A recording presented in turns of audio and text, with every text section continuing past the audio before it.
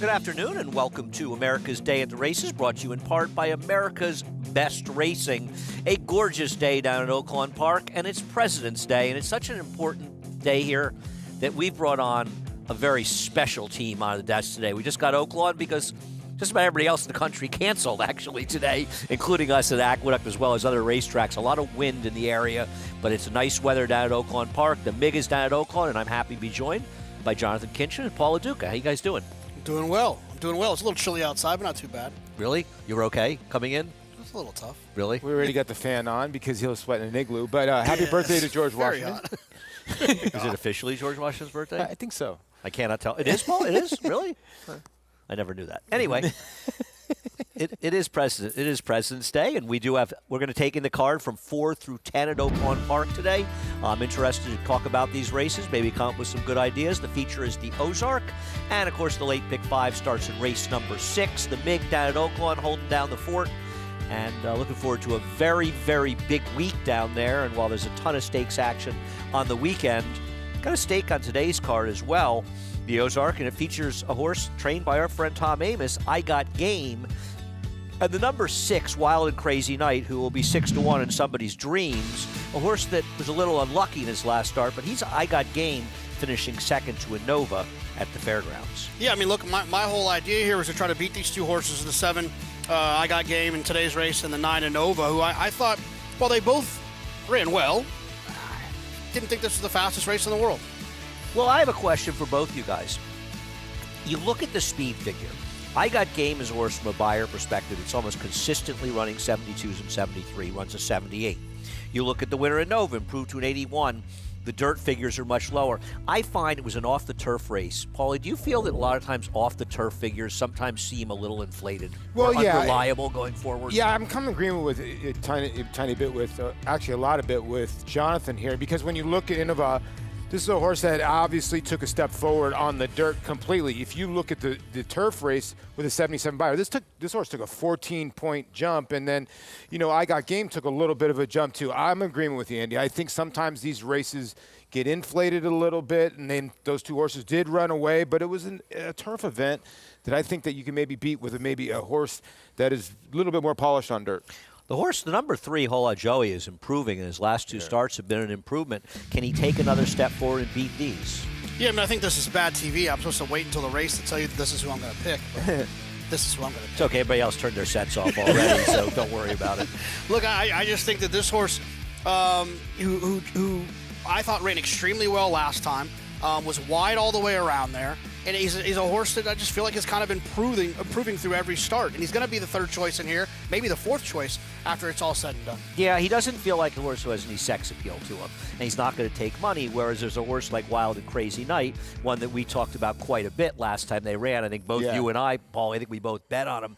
And he was extremely unlucky to lose that race. No, he was unlucky. I do agree with Jonathan, though. I think Holy Joey got Lasix last time. It might have improved a little bit more, might improve a little bit more. But then like a horse like Waco will take money because it's Tyler Bacon, kind of the hot bug boy, and Dwayne Lucas, a horse that's won 2 in a row, maybe has figured it out. But Holy Joey, to me, is the horse that they're going to all have to hold off. It's interesting, though, you bring up Lasix because only Catamount and Wild and Crazy Night are not taking Lasix off.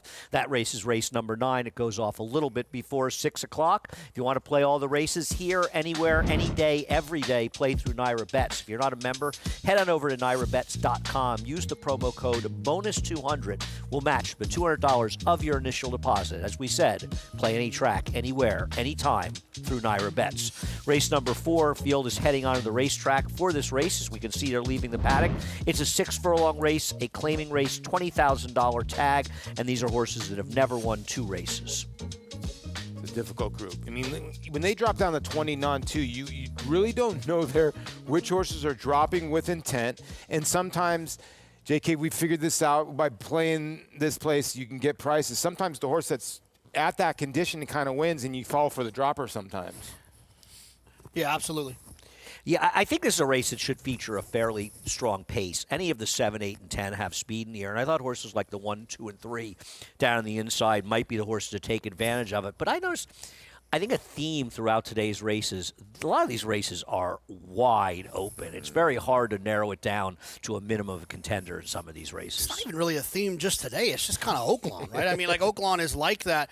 You know, the paces are usually going to be pretty honest there. There's a lot of hungry riders, I'll call it, right? In the room there that they're not going to take back. They're going to be aggressive. They're going to try their hardest to win the races, and I just think that at times that can set up for horses from off of it. In a normal situation, I'd be allergic to the 1, 2, or the 3 closers, but in a situation like this, the pace might heat up. I agree, and Jonathan, we'll start with you with Air It Out, Steve Asmussen and Keith Asmussen. Yeah, this horse ran well last time, was wide all the way around there, but did get a little bit of pace to close into. Paulie, the 2 is Quarryman, Aaron Shorter. Yeah, the 1, 2, and 3 got everything in common that they're all going to run, but who's going to break because they all have gate issues. Well, the 3 more than 5 for Gennaro Garcia went by. The 4 Seepage for Ron McQuett.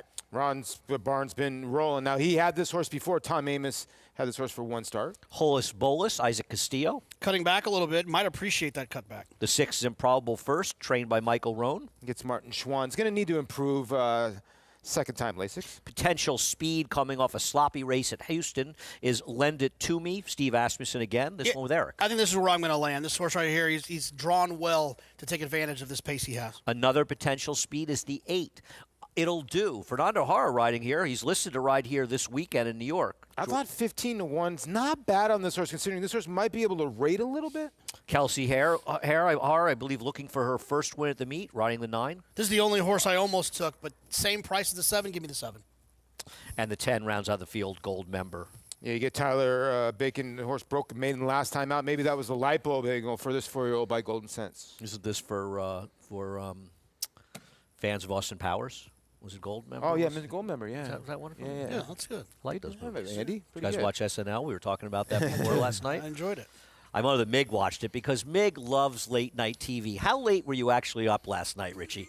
Did you make it to 9? I think I made it to about 9:15 last night. It was I was a little on the wild and crazy side. I don't think I've seen 10 o'clock in a very long time, Andy. But anyway, let's talk about horses. We'll start with the 1, Air It Out, from the Steve Asmussen barn with his son Keith aboard.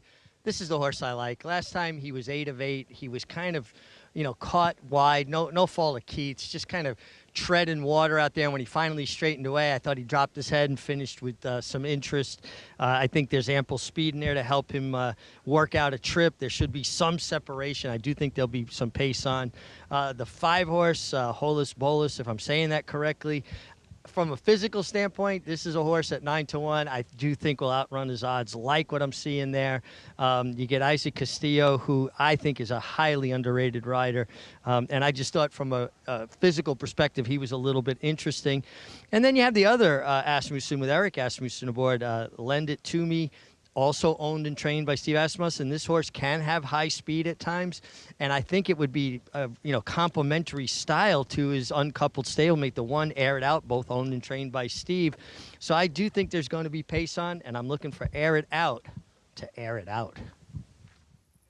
Richie, you've obviously been at Oaklawn, and we've got 3 races down. Have you seen anything going on as far as pattern, speed, or anything that you noticed about the racetrack?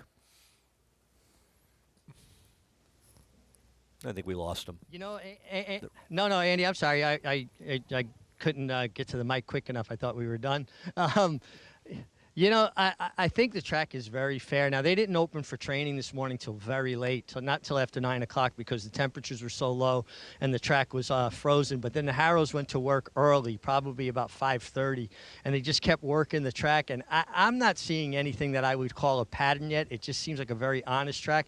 And kudos to the track superintendent here and his crew, because the amount of rain we had over the weekend and then those freezing temperatures overnight, to have this track in as good a shape as it is, really a monumental job. Thanks, Richie. And I think for people that don't appreciate the job that they have to deal with down there and they don't understand why Oaklawn runs into problems with freezing temperatures you might not see at other racetracks, it's in a state park. They can't put any chemicals in the racetrack, so it's going to freeze and it creates problems. And that's the reason they can't deal with it in the same way that we'd be able to deal with it here, where we can treat the tracks a little bit and get them to go. And track looks like it's in great shape, Paulie. Yeah, the other part about it, too, JK's it's hard to drive on the roads. So the people to get there and the jockeys to get there, because it's like playing Frogger on those roads. I'll be honest with you. You're slipping and you're sliding because you can't put salt on the roads as well. So, yeah, and that's why they train sometimes on Tuesdays and Wednesdays, sometimes in the afternoon, whenever they can get that track at the right time and the right temperature. Yeah, I would say that's even more than the occasional cancellation they have to have. I would think that the training is the hardest part. These horses go out every day. For people that don't know, they might not do a full intense work every day, but they go out and jog around there or gallop around there every day, and losing that in between can be very problematic. Right. It's one thing when you have one day where you have a snowstorm here in New York and they have to walk them around the barn. Yeah. I mean, that's going to happen now and again, and that's just a situation you deal with. It's another thing, which is, and Oakland's been extremely unlucky with the colder temperatures. I remember in previous years it felt like it was raining a lot. This year they've had some rain, but they've had the colder temperatures, and interrupting the training makes it hard to race because the horses aren't fit enough to race. There's only so much time you can walk them around the shed row before they're just going through the roof. It's basically like having one of your dogs, a bigger dog that likes to go outside, and you keep him inside for like 5 days straight. As soon as he gets outside, he's going to go wild. So, you know, a lot of guys learn how to deal with it in the cold weather situations, but it's very difficult on the trainers, and kudos to a lot of the trainers that handle it. I was mentioning yesterday that, you know, Greg Compton learned from a guy like Norm McKnight and the guys that are up in Canada that deal with those temperatures to how to deal with a racehorse that hasn't seen the track in a couple days. Yeah, no, I think, you know, and sometimes, and I've been as guilty of this as anybody, you see a track cancel and you think, why did they cancel today? And a lot goes into these discussions. And make no mistake, no tracks want to cancel. We'd like to be racing today. But for any of you guys, and we walked over from the subway, Jonathan, it was extraordinarily windy out there. Yeah. Oh, no doubt. Yeah, like I said, it kind of hits you a little bit. I can imagine you mix in a little 40 miles per hour. It can make it a little tricky. Gust of winds can be tricky out in the track. There was absolutely no way we could race, even though you look outside. It's an absolutely beautiful day here. But that's the situation of dealing with racing in the winter. So where are you guys going here in this race? I'm going to go with the 7. I was between the 7 and the 9, and we've talked about this, Andy, before. I think if you're between two horses, that you're meant to take the one that's a longer price. Now, I look, if you like them both, you like the one that's a little shorter better, then take the one that's a little shorter. But if you really feel like it's a toss-up, you don't feel like you have an edge, you're supposed to take the one that's got a bigger price. Paul, I landed on the 9. That's crazy. And the only reason why, listen, Robert Klein, Kelsey Har, they're 0 for the meet. But this is a horse I think draws great here because maybe the speeds to the outside. This is a horse that can make up some ground, so maybe she'll get a little bit of a jump. Will Kelsey on this gelding on the 1, 2, and 3. So at 5-1, you probably, like J.K. said, you probably want a little bit more for a trainer that's over 40, but they're due. Myself, I would take the 8-1 on the 2 Quarryman and hope that the field falls apart because I feel like they could be moving in this race. But I think the fact that we have some differing opinions in this race, you know, the 1 air it out feels dangerous, but do you really want to take 3-1? I don't want to take deep closers breaking from the rail at 3-1. At least with the 2, the horse is 8-1.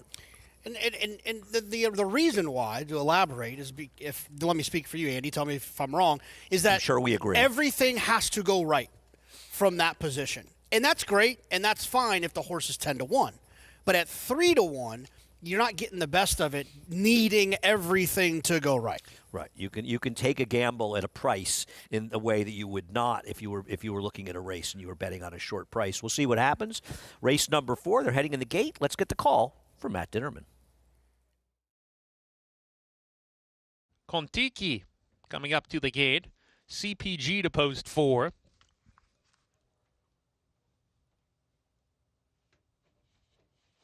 Two back, Holus Bolus coming up. And to the outside post, Gold Member to round out the field. Here's Gold Member coming up to the gate. We're ready to go. And they're off. And totally missing the break was It'll Do. It'll Do spots the field maybe 15 lengths in the early stages of the race. CPG going right to the lead from Lend It To Me, who's between horses. Goldmember taking that second spot away. Lend It To Me taken back to third, 2 off the lead now. There's a gap of 4 to Kontiki with Improbable first. Air It Out to the inside. Another length to Quarrymen, racing inside of more than 5, second to last Holus Bolus. And It'll Do far behind, detached from the rest in another zip code as they round the far turn. Goldmember, CPG stride for stride. Goldmember on the outside. Inside CPG coming back at him. Lend It To Me has gotten the perfect setup to this point. His third trying to creep in 3 wide, and he's coming with a nice run, a smart run, it appears at this point. Top of the lane, CPG is off the turn in front, putting away Goldmember. Here comes Lend It To Me. He's gotten the perfect trip to this point. Kontiki into third with more than 5. Air It Out did not run his best race today, and his stablemate, Lend It To Me, he did. Lend It To Me and Eric Asmussen still in front from CPG, who's second and clearly second best in that position. Lend It To Me, your victor. CPG second home. Kontiki third, and more than 5 was fourth. Nice call by Jonathan and a nice ride by Eric Asmussen with Lend It To Me. Gets a very good trip and gets the job done, dropping down into a claim for a claiming tag. You know, we always joke about this. This is not the trip that I necessarily thought he was going to get, but it worked out. Worked out great. I thought maybe he was going to be a little bit closer, but it was a great ride by Eric to kind of take back, let the other horses go in front of him. This trip does so well at Oaklawn Park. That stalking, tactical, in the race trip. I find myself gravitating towards it. 1 for 25 lifetime, but so many seconds compared to the rest of the field. This horse has been knocking on the door for his second win. Good job, Jonathan. That was a good pick. He got 8 to 1. This horse went up as the 9 went down, and you made the point that why wouldn't you take the horse at 8 to 1? Slashed in half for the 9, who did run a good third, but not even close to what the 7 ran. There's an inquiry been posted. I find it hard to believe it involves the top 2. Did some come out of the gate? I did not see anything. Yeah, we would. Let's see if something happened at the start. See if somebody did not come out. I'll look at the head on. You guys look at the pan.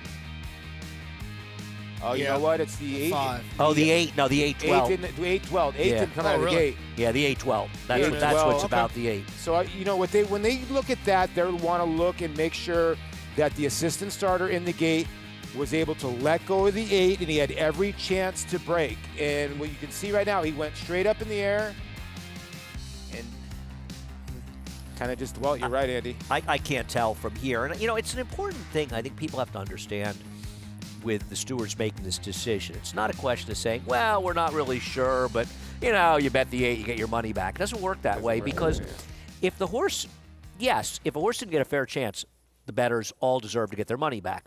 But on the other hand, if they did get a fair chance and the horse just didn't get out of the gate on his own, everybody that's cashing winning bets in this race gets punished if they make the horse, you know, a non-starter in here. So you've got to make the right call because it matters for every bettor, not just the ones that bet Of course the 8. not. Yeah, of course. The prices change. Yeah, the prices will absolutely change. If they declare the 8 a non-starter, the price on the 7 will change. Yeah, what were the 8's odds? That The matters 8's a 12 to 1, but yeah, but the horse Significant would go enough. down to 7 to 1. Yeah, exactly. Yeah, I mean, I remember it happened in Saratoga years ago with an even money shot. And I thought it was a pretty bogus, and they made it a non-star, and I thought it was kind of borderline. And I get it, and I'm not saying they made the wrong call, but an even money shot, I mean, the whole board gets cut more than Well, in half. we've all had that horse hard. that's leapt in the gate, and they call him a starter, or him or her as a starter. And it's one of those things that's just very unfortunate. The horse lifted his head up at the wrong time, but we'll see what the stewards decide. And it doesn't appear that this inquiry involves the top 4 horses. We'll let you know what they say about the 8 when we come back. America's Day at the Races. We've still got 6 more races to go at Oaklawn and a lot to talk about with a big stakes-filled weekend coming up with the Rebel as well as many other stakes.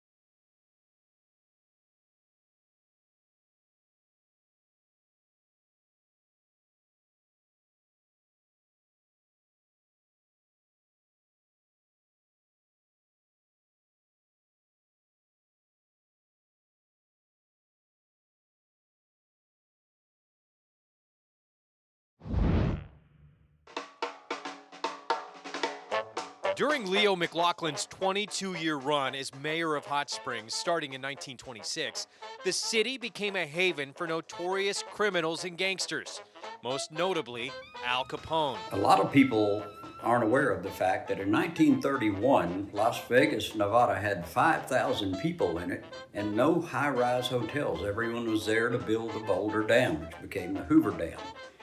At the same time, in 1931, Hot Springs had 20,500 people in it, 22 high-rise hotels, and $100 million in gambling income. The only difference was here in Arkansas, it was illegal, but it was okay. During the spring, tourists could find themselves rubbing elbows with gangsters and Major League Baseball players. Everyone year-round could enjoy the hot mineral baths, hunting and fishing and gambling. But in the spring, it was the opening of the live thoroughbred race meet at Oaklawn Park. And man, was it a happening place. Well, having grown up in Saratoga, I can certainly respect an action town, and Hot Springs fits the bill there as well. And there's a view of the new hotel next door to Oaklawn Park, which you guys have been to. I have not been to. I never have. Paulie, it's pretty nice, huh? Yeah, it's beautiful. Yes, you can walk through right there, and then you go see where you're walking right there. You go right through the sports book, then you hook a left, and you're right at the paddock. So it's pretty cool how the sports book and the paddock are kind of back to back to each Is other. that like walking from Aria to De Bellagio in Vegas? Yeah, I know right? you've made that walk. I've made that walk before. You probably took a cab, actually. Who am I kidding here? It's also true. Heading to the winner's circle, a good pick by Jonathan Kitchen. The number 7 horse. Lend it to Toomey. Getting the job done. A nice ride by Eric Asmussen. 1860 on the win. And also want to let people know the 8 was declared a starter. No refunds on the 8. Horse just simply got left. Good pick, Jonathan. By the way, if you're live in these pick 5s, the lowest you could do is 15,000 to the 1. So some bombs in race 1, 2, 3, and 4. I could almost get out for the last couple of weeks in Aqueduct. Race number 5, $12,500 claiming race. Nominals are 3 races for horses that have not won a race since the middle of August last year. A full field. We'll discuss this race much more. Another race that should feature an honest pace and maybe the one. Espionage is the speed, but let's talk Rebel, a 14-horse field, and want to recommend to people that card has already been drawn. So get to work on those PPs because you don't want to spend an hour on this card. You want to spend a lot of time. And there are fun races here to talk about. Obviously, Sandman got an enormous amount of attention, I think deservedly so. I'm curious where both of you stand on Sandman here and going forward. Yeah, it's one of those situations. We've talked about this, Andy, and Paul as well, is that nowadays, this used to be a little bit more hidden. Everyone saw this. Yep. This horse will likely be overbet because of that. Do I think the horse ran well? Absolutely, he ran well, but this is a gambling game, and it's not just who do I think is going to win, it's who can I make money on, and I don't think it's him. And Paul, he was 6-1 last time, and I think perfect to what Jonathan's saying. He's going to be a fraction of that in a much tougher spot. And the other question I'll ask you is, how much better did he really run than the winner of this race, Speed King? You know, you can argue. I mean, Speed King cut out all the fractions, was able to hold him off. I get it. You know, Sandman ran giant after the race. I do love his perseverance that he kept on coming after that beginning.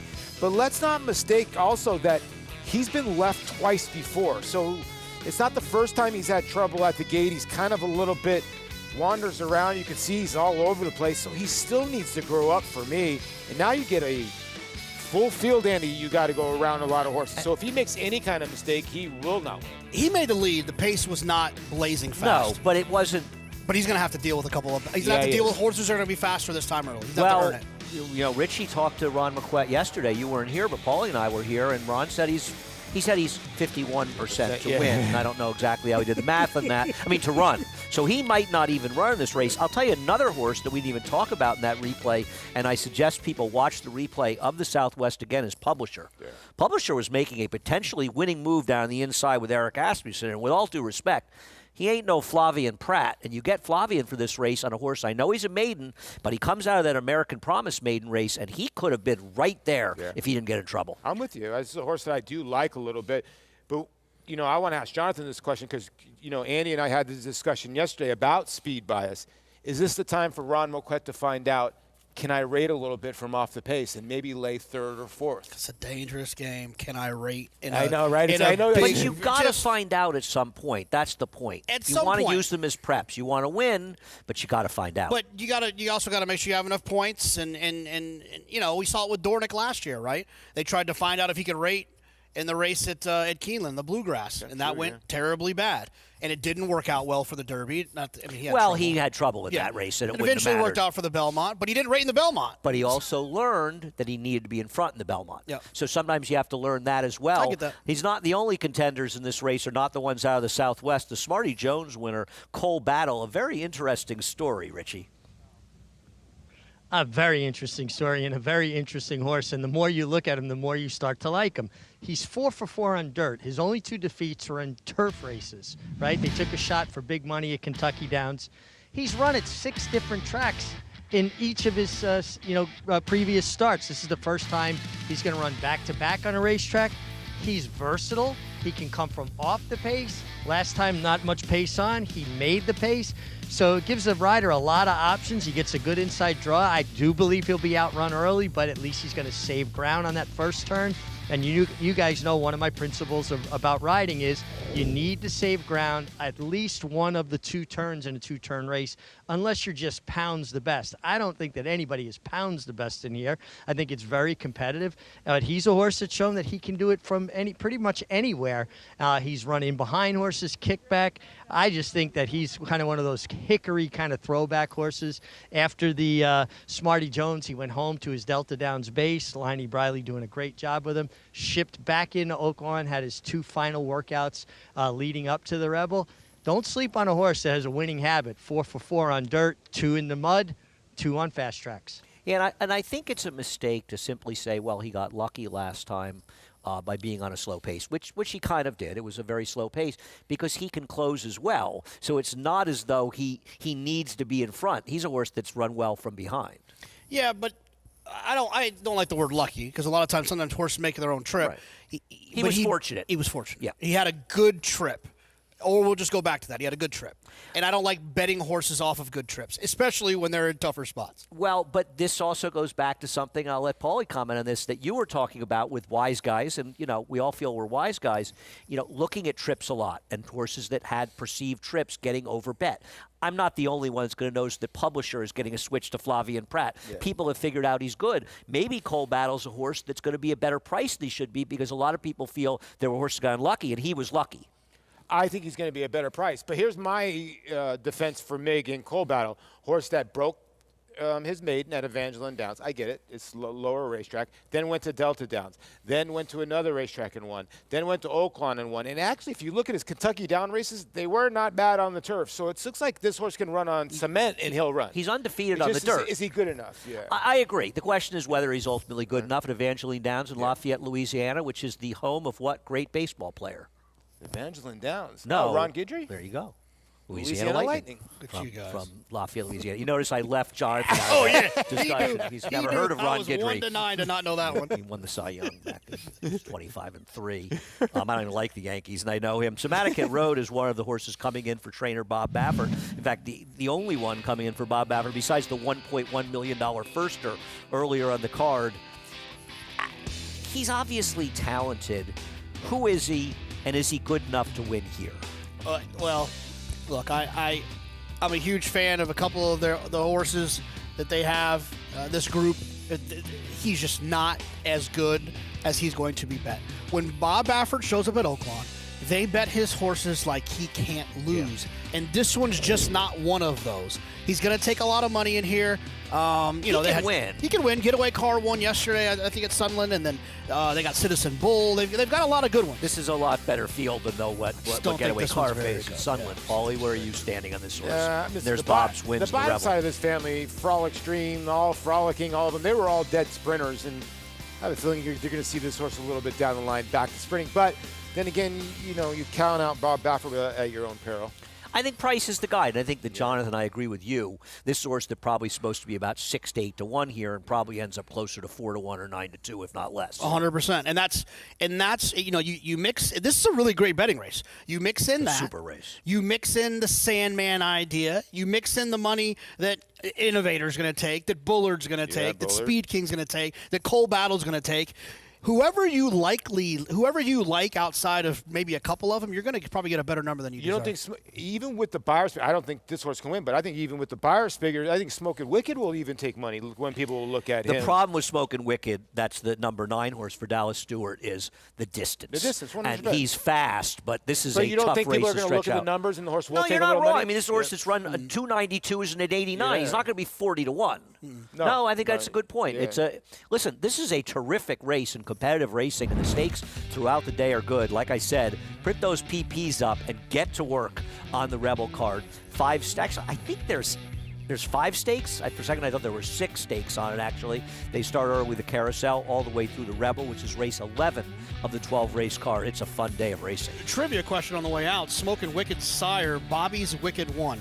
Remind me what race he won, because I can't remember. Bobby's Wicked 1. Did he win the Malibu? Okay. We'll find out. Bobby's Wicked Well, I'll look it 1. up, because I have no idea. I just couldn't think. That's the sire. I have no idea who it is. While we find out the answer to Jonathan's trivia question, we'll take a quick break. We'll come back. Little discussion about the leading rider down at Oaklawn Park, Christian Torres. Seems like every time I turn around, he's heading to the winner's circle once again.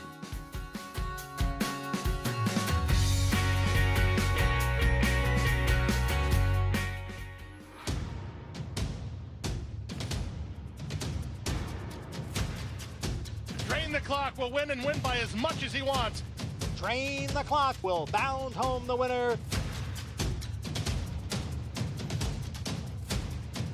Drain the Clock, Jackie's Warrior, drain the clock by a head.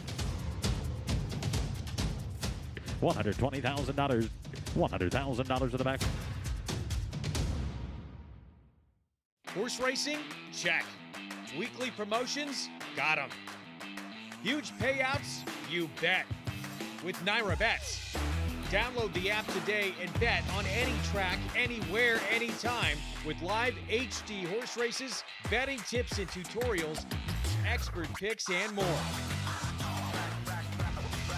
You bet with Naira Bets. Join now for a new member bonus at NairaBets.com. At the Keeneland September yearling sale, the premier thoroughbred auction venue in the world, Mandy Pope of Whisper Hill Farm signed the ticket on the $5 million sale topper by Curlin, bred by Stone Street Thoroughbred Holdings. He was one of $5 million plus yearlings by Curlin to sell. No fewer than 55 of his yearlings fell to the auction gavel, averaging nearly $600,000, making Curlin the #1 sire of yearlings in 2024. Curlin, the classic sire. RaceLens is the most in-depth product in horse racing, with unique features found nowhere else. True odds, predictive analysis, and pace projection. RaceLens. It will change the way you follow horse racing and take your game to the next level. Enhance your handicapping with AI Fast Facts, exclusively on Naira Bets. Open your Naira Bets app, click View Runner Details, and a stat-driven fact will appear for all U.S. thoroughbred racehorses. Download the Naira Bets app to start using Fast Facts today.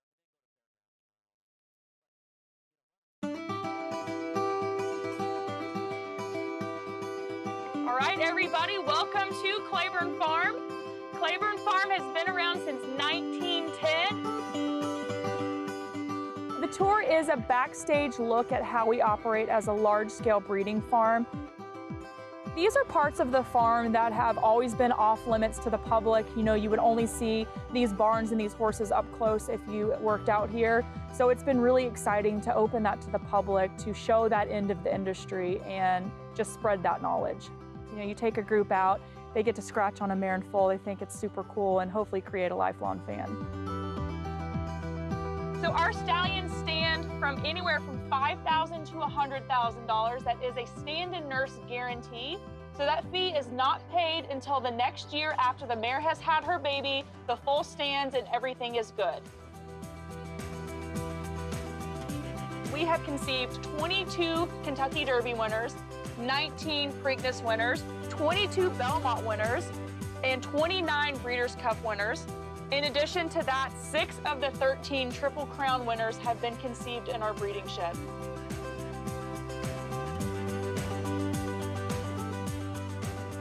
So I'm always excited to, spread the knowledge that I've had, share this passion for the breeding industry that I've had basically my entire life, and just spread the wealth. Basically, all of our tours are sold out. That's just absolutely fantastic. Sometimes we'll try to sneak in 1 or 2 extra people onto the trolley. It's a yearling colt field. Actually, this field is home of 2013 Kentucky Derby winner Orb, as well as Breeders' Cup Classic winner Flame. The cemetery is extremely popular. It's on both types of tours that we offer, so the trolley tour and the walking tour. People travel from all over the world to see Secretariat's grave. So it's really exciting to see people's reaction to seeing that. Secretariat, the 1973 Triple Crown winner. I just want to thank everybody for coming on this tour. This is a tour that we've been really excited about. We're really excited to open up this side of the operation to the public. I think Claiborne is just absolutely iconic when it comes to horse racing. I don't think you can think of horse racing without thinking of Secretariat and Claiborne Farm.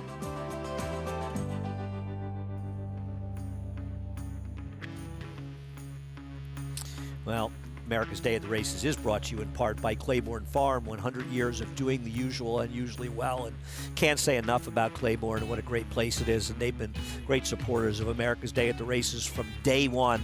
And the first farm, Paulie, that I ever went to, and it was just, you spent a lot of time in Lexington. Going to the farms is really one of the best parts about being there. It really is, and I always tell everybody that wants to go to the race in Lexington, you need to visit at least a couple farms. It's tough to do all the farms at once, but you got to go to at least a couple of them. Claiborne would be a great start. Such a beautiful place, meticulous, and like I always say, seeing those horses frolicking in the snow, they do love it. Incredible history at Claiborne. Their private cemetery is literally like a hall of fame of some of the all-time great horses in the sport. Horses are on the track for race number 5 at Oaklawn.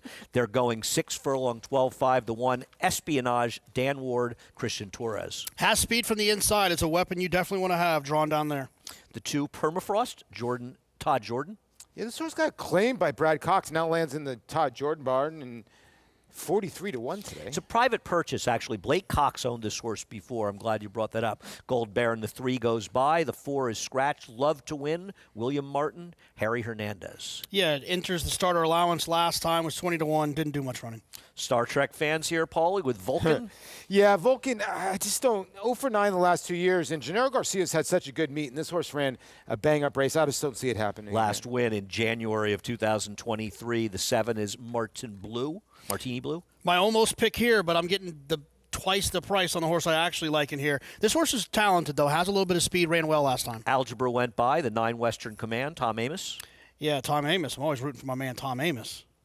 And the 10, T-Burns, Paulie? Yeah, Joey Belmare and Michael Hewitt here. A big long shot. 8 for 34 lifetime. Speed, perhaps, with the 11, the Queen's Jewels. Yeah, this is where I landed. This horse has won 13 times, gets in the condition because it hasn't won since August 17 of 2024. Kelly Von Hemel trains the 12 last Diamond. Yeah, first time gelding and been off since July. Don't fall asleep in the 13, getting in off the AEs off the claim for Robert Klein. Yeah, drawn well outside with a little bit of tactical speed. I wish the final number was a little faster. Let's get more of the 5th from the MIG. Well, we'll start down on the inside with your favorite, Espionage. And when I'm looking at favorites, I'm looking for something that maybe would sway my judgment to say that maybe they won't win their A race. He looks fantastic. Dan Ward does terrific work. His horses are well turned out. You get the leading rider. He has speed from the inside. It simplifies things. You have to go forward.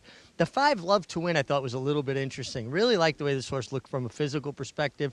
Last time lost any chance whatsoever. He broke through the gate before the start. He was a bit fractious, and then he just didn't show any of his customary speed. This is a horse that can lay up close. He's kind of split up his career between synthetic and dirt, but he does have a few dirt races in the past that could make him competitive here at a big price, and I like the way he looks, again, from a physical perspective. The 9, Western Command, Tom Amos, our friend and colleague. Listen, Tom is a super horseman, and that's one equation to being a horse trainer. The other is being a good manager, being practical, placing horses where they can be competitive, setting them up to succeed. The drop in class certainly helps this horse's chances, and he reaches out for Rafael Bejarano. The 11, the Queen's Jewels, I'm right there with Jonathan on this one. I think this 10-year-old by Scat Daddy is very interesting. Get a 7-pound apprentice. This is a horse that has races good enough, also dropping in class. A lot of, kind of breaks between races, right? He doesn't run a lot. There's always, good 6-8 weeks in between races. So I'm sure that Tom Vanberg is always kind of dealing with a little something with him. But if he runs one of his good races and well drawn on the outside, could get that stalking trip that we saw be so successful in the last race. And if you guys haven't read it, the book about Jack Vanberg, From Grit to Glory, and this is Grit to Glory Racing, his son Tom Vanberg. It is a great read and gives you a great insight into the Vanberg family and their horsemanship through the years.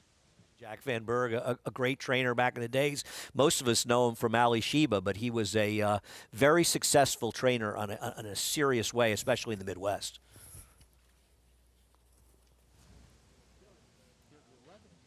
Yeah, also, right, if you go back through it, especially his exploits at Axar Bend in Nebraska, his dad, Marion Vanberg, before him, also in Racing's Hall of Fame. Jack followed his father into Racing Hall of Fame. That'd be kind of an interesting thing to look up, Andy. How many fathers and sons are both in the Hall of Fame? I know there are a few. I'm sure both the Jones brothers, father and son that trained for Calumet are probably in there, Ben and Jimmy Jones. But Vanberg's incredible history, incredible legacy. And his first classic win was actually Gate Dancer, a horse that we both know, Andy, could be a bit difficult. Very difficult horse that won the Preakness. Getting back to this race, Paulie, you were talking about the 11, the Queen's Jewels. No, I kind of was on the same with you guys. I did like this 11, but I don't want to put it a jinx on this horse. 3 of us liking this horse. But if you look back, this horse lost to Howling Time. Very, very good horse at that level. Born Flawless. That horse loves Churchill Downs. So he's running a couple buzzsaws. But at age 10, can he bring his best effort? I'm agreeing with JK here. I think this horse is going to run a big race. I do think the one is getting hammered when it comes to the will pays. I do think the 7 from McLean Robinson will make a little bit better this time, and it will be a threat. But I was 11, 7, 7, 11. We can't sweep the card if we don't get this one right, guys. You can't. You're the only one alive. We're a team. We're a team. Yeah, we're a team. So at the end of the day, if you sweep the card, you're going to say we swept it? No. I'm definitely going to say that I swept it. You're now just trying to bring us in with you. I need help. Do you think Espionage is going to get clear? 8-5 is a short price to take on him, I think. It's too short, but he should. I think it would be a mistake. You get Christian Torres, who's aggressive. You have a rail draw, so it takes away a lot of the guessing, I think. I would think he'll be out there on the front end. At this short of a price, was my biggest struggle. But I will say this about the 1 and the 11, and maybe a couple of others. I'm just talking about those specifically. If you're new to this game, understanding the conditions of the race will help you understand who is where and why. This is a situation where it's non-winners of 3 unless you have not won a race since August 17th of 2024. So there is horses like the one Espionage who's got 8 wins. There's horses like the 11, the Queen's Jewels, who has 13 wins, while the rest of them are sitting on 2. And who is this race written for at August 17th? Is there specifically a horse that falls into I tried to that find a category? horse that won on the 16th. No, to be honest with you, Queen's Jewel had run the best race on August 8th, running a second at about a 76 buyer, right? If you go back and you look, there's really nobody that falls kind of under this condition. I mean, if the Queen Jewel can rate successfully, I think he's dangerous. I'm a little worried, though. He may be a need-to-lead type. He's also a horse who's, at 10 years old, is still running particularly well, but not as well as he once ran. Yeah, I mean, look, if the 1 was drawn where the 11 was, I would be fine taking the 8-5 because I think you have options. By the way, I did come up with one of the answers to Richie's question. Yeah. Father and sons in the Hall of Fame, John and Syl Veach. Okay. John Veach, the late John Veach, a good friend of mine. I miss John. He was to know John, was to like John. Is there a jockey that maybe not there yet, but there's a father and a son who's on? I'm just thinking out loud. I don't know if there's a. Very possible. I'd have to think about it harder, but I don't really know. Yeah. I don't think Steve Asmussen got in as a jockey. Yeah. But he did get in as a trainer. There you go. It's hard to believe that Steve rode once. I don't remember him riding. I do remember Cash riding. I remember Cash riding here in the winter. Yeah. Cash was a great rider. When you look at Steve now, it's like, how? Wesley Ward. When you see Wesley, do you think Wesley used to ride? Wesley, I think, won the Eclipse Tour Top Apprentice. Yeah, I remember him riding a lot. They're heading into the gate for race number 5. Picks quickly. 11. Paulie? I'll stick with the 11. Okay, you're both on the 11. Trying to continue to sweep the card, Jonathan. Let's get the call from Matt Dinnerman.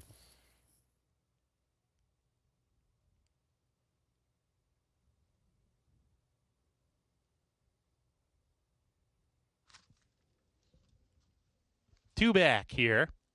Martini Blue walking up to post 7, and then to the far outside, Dual Monarchy. With Eduardo Gallardo, 1 for 1 at the meet. Eddie Gallardo, since moving his tack here late in the game, just last week he got here. Off to a good start, though. He's aboard Dual Monarchy. We're ready to go. And they're off. And Gold Baron stumbled terribly at the break. Did a good job to stay on his feet, but Gold Baron is last in the early stages. No problems from Espionage, who strides in front. Love to Win's right there matching him. Volcan is 3 deep with that party. These 3 stretched across the track down the backstretch. The Queen's Jewels runs in 4th with Algebra, Martini Blue. Permafrost to the inside of that trio. Permafrost now easing off those 3, and he's 5 lengths off the lead going into the far turn. Western Command, Dual Monarchy, they're next. Gold Baron has passed 2 runners after the bad break. They're T-Burns and Last Diamond as they round the far turn. The leader, Espionage, goes off as the 6-5 favorite. A neck in front of Love to Win, who's between horses, sent along from that position. Volcan is 3 deep. Martini Blue right behind the leaders at the top of the lane. He's waiting for some running room and cuts the corner at the top of the stretch. Espionage off the turn. Martini Blue trying to move forward on the inside. He's coming with a run, and the rails open up now for Martini Blue to come punching forward. Martini Blue to the lead. Martini Blue going past Espionage, coming to the 16th pole, and it's Martini Blue in front. Espionage second. Western Command rolling late down the center of the track, getting up into second, but that's the best he'll do. It's Martini Blue to win it. Western Command second home, then Espionage and Dual Monarchy. Tough to get a better trip and ride than Martini Blue got from the MIG's favorite rider, Tyler Bacon, who saved every inch of ground, came through on the inside and got it done, and held off our friend Tom Amos with Western Command rallying down the center of the track. Paulie, it's geometry, at the end of the day, right? He stayed on the inside, saved a bunch of ground, while the other horses, the main competition, are circling wide. You see the 9 rolling out there in the middle of the track. That's about where he was on the turn. Makes a huge difference.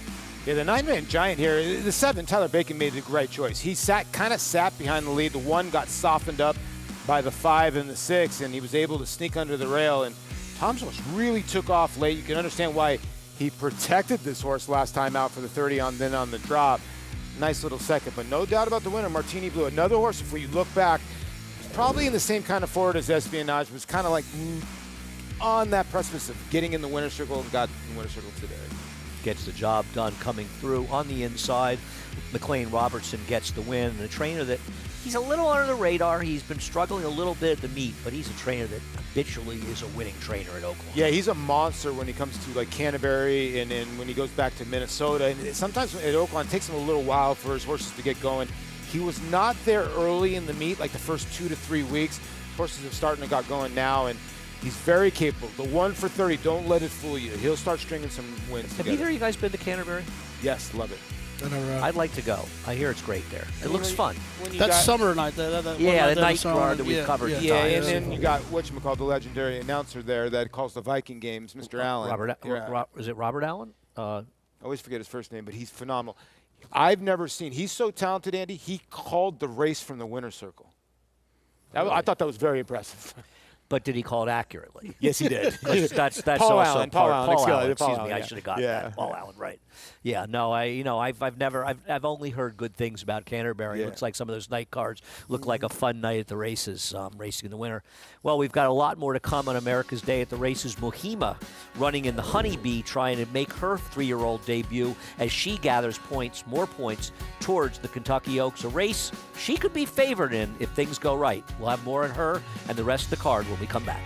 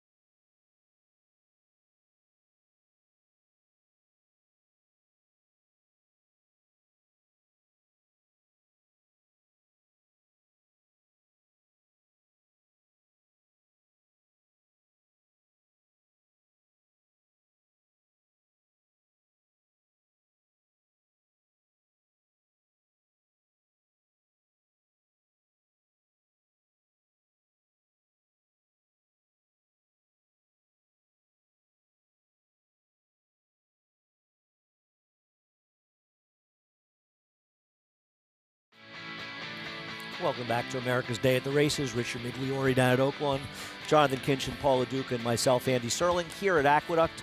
Covering the card there, race number 5, an excellent ride, another excellent ride by Tyler Bacon, coming through on the inside to get the money at 4-1 with Martini Blue. Yeah, congratulations to Martini Blue. First win ever at Oaklawn, first win in the last 3 years, and it took a masterful ride here by Tyler Bacon. Congratulations to McLean Robertson. McLean's Music out of a Star Cat mare, Athena Star, now 4 for 23 lifetime, and Tom Amos is charged with a nice second. And McLean's Music has been a proficient sire. Obviously, sire in Cloud Computing won the Preakness, and he holds what distinction as a racehorse? He's got to have the best race ever as a first-time Best, starter, highest and that's the only race Beyer, he ever won, right? career debut Beyer figure. 114 winning his debut, and unfortunately not able to run again. Amazing. But he's been a very talented sire so far. The field for race number 6. We've had a lot of scratches here. I think the scratches are important in a two-turn race, especially because I thought one of the interesting horses might be Vegas Condo, and now doesn't have post 12, now has post number 8. But a lot to talk about in this race when we get back to it. But right now we want to talk about another stake race on Saturday's card, the Honeybee, as these 3-year-old fillies are getting ready towards their march towards the Kentucky Oaks, as well as other big races during the season. We hope to see the good ones in Saratoga in races like the CCA Oaks, as well as the Alabama and Mohima. Brad Cox had an embarrassment of riches with 3-year-old fillies, or 2-year-olds last year. The Breeders' Cup winner and champion is sidelined for a while, but having Mohima as somewhat of a backup is pretty scary. She's good. He's got a couple with some good blue silks, huh? This is one of the most impressive performances I saw as a 2-year-old. I thought she was sensational on this day, and I think she's going to be tough, Andy. I think she's going to be tough in here. I think she's a pretty talented racehorse. Well, I'm going to ask you, though, the question that Paul and I talked about in yesterday's show, and then we'll give some of Paul's thoughts as well. She may not be the speed of the speed, and she draws the rail. Now, once again, you want to win these races. I don't think she has to worry about getting points. But is this a good opportunity for Brad Cox to find out if she could be proficient rating going long? I mean, I suppose the argument could be made it's a good opportunity, but that's not who Brad is. It's not what he's done. I'll answer your question with another great horse like Knicks Go. He doesn't rate fast horses, especially when they draw the rail. I think taking her back, making her eat a bunch of dirt, it's just counterintuitive to who she is and what she's done. Well, but when he got Knicks Go, he already knew that he was a horse that couldn't win without the lead. Because don't forget, he had, this is a grade 1 winner as a 2-year-old. And probably one of the mistakes they made was not being aggressive, and Brad saw that. I mean, the reality, and you know how I feel about Brad. I think he's an exceptional trainer, and I'm a big fan. But I don't think it's unfair to say that Brad has had some success in the preps towards the Kentucky Oaks in recent years, and the horses have not done as well in the Kentucky Oaks and going forward. Tarifa would be an example. There have been others. So maybe Brad wants to find some things out and get to the Kentucky Oaks with a horse that's a little more battle-hardened. Certainly. I just don't know. Maybe if she drew the 10. Oh, okay, yeah, let's see. Let's let her fall out of there. Let her sit off another horse. But I think from the inside, taking her back and potentially getting her in trouble would be, I think he'll run away from there, hold his position, and then maybe do what you're saying. She may get outrun by Look Forward, who I think is pretty quick. I mean, Look Forward was involved in a wild pace last time out. Yeah, but she's gone 109, 110 Mohima. She's fast. fast. She's good. No, I'm not denying it. Yeah, and the other part about it is, I was mentioning this to you yesterday, she is a big, big filly. Like, you could see just her rump is big. So I'm really interested to see what Maggie and Acacia and Mig say about her as she really grown up. She's been off a little bit of lap, but I'm with JK. I thought she was just trying, sort of getting into gear in her last race. I think she's still got another gear. Oh, she's good, and we found out that Paulie's interested in looking at her butt. Let's see what Brad Cox thinks about Mohima. Kind of a working vacation, I guess you'd say, here at Payson. She was turned out a bit, but, we kept her ticking over, kept her training. She's a big physical filly, tons of size, looks like a colt. Showed the ability to handle the 1 1/8 last time, which gives us the confidence to pursue the Kentucky Oaks, and this is our first step toward what we're hoping will be 2 good races before an opportunity in the Oaks. She's always been good. She's good every week when you put her on the fence and work her. She obviously showed the ability to go 2 turns there at Aqueduct in early December, and excited about getting her 3-year-old season kicked off. Yeah, listen, I think Brad is it doesn't matter what I think. It's clear that Brad is one of the best trainers of the game, and he runs an incredible operation. He really does. And, you know, a lot of his horses, I think his better horses are horses that are tactical or towards the front. But then you look at some of his horses that have gone to the Kentucky Derby. You look at Angel of Empire, a horse that was a closer. A lot of his horses that have gotten to that epicenter have been closers, where some of his better horses that were older, like Nick Sco, are horses that go forward. And I just think his horses are better when they're a little bit forward. Yeah, he trains them that way. Yeah. You know? Well, speed is good on the dirt, no question about it. There are other horses in the Honeybee that are worth talking about, and one of those horses is Take Charge Milady, and she and Quiet Side hooked up in the Martha Washington, a race, guys, that didn't feature the best of trips for some of the performers. Yeah, I mean, out of this spot, I think I want to give Quiet Side another shot. I mean, I thought she was extremely talented. I thought she's shown a lot of grit throughout her 2-year-old year. I was expecting her to run a lot better than she did when she ran against Take Charge Milady, and I'd like to give her another shot off of that break in this situation. Well, I think, Paulie, that was not one of Ricardo Santana's best rides. No, it wasn't.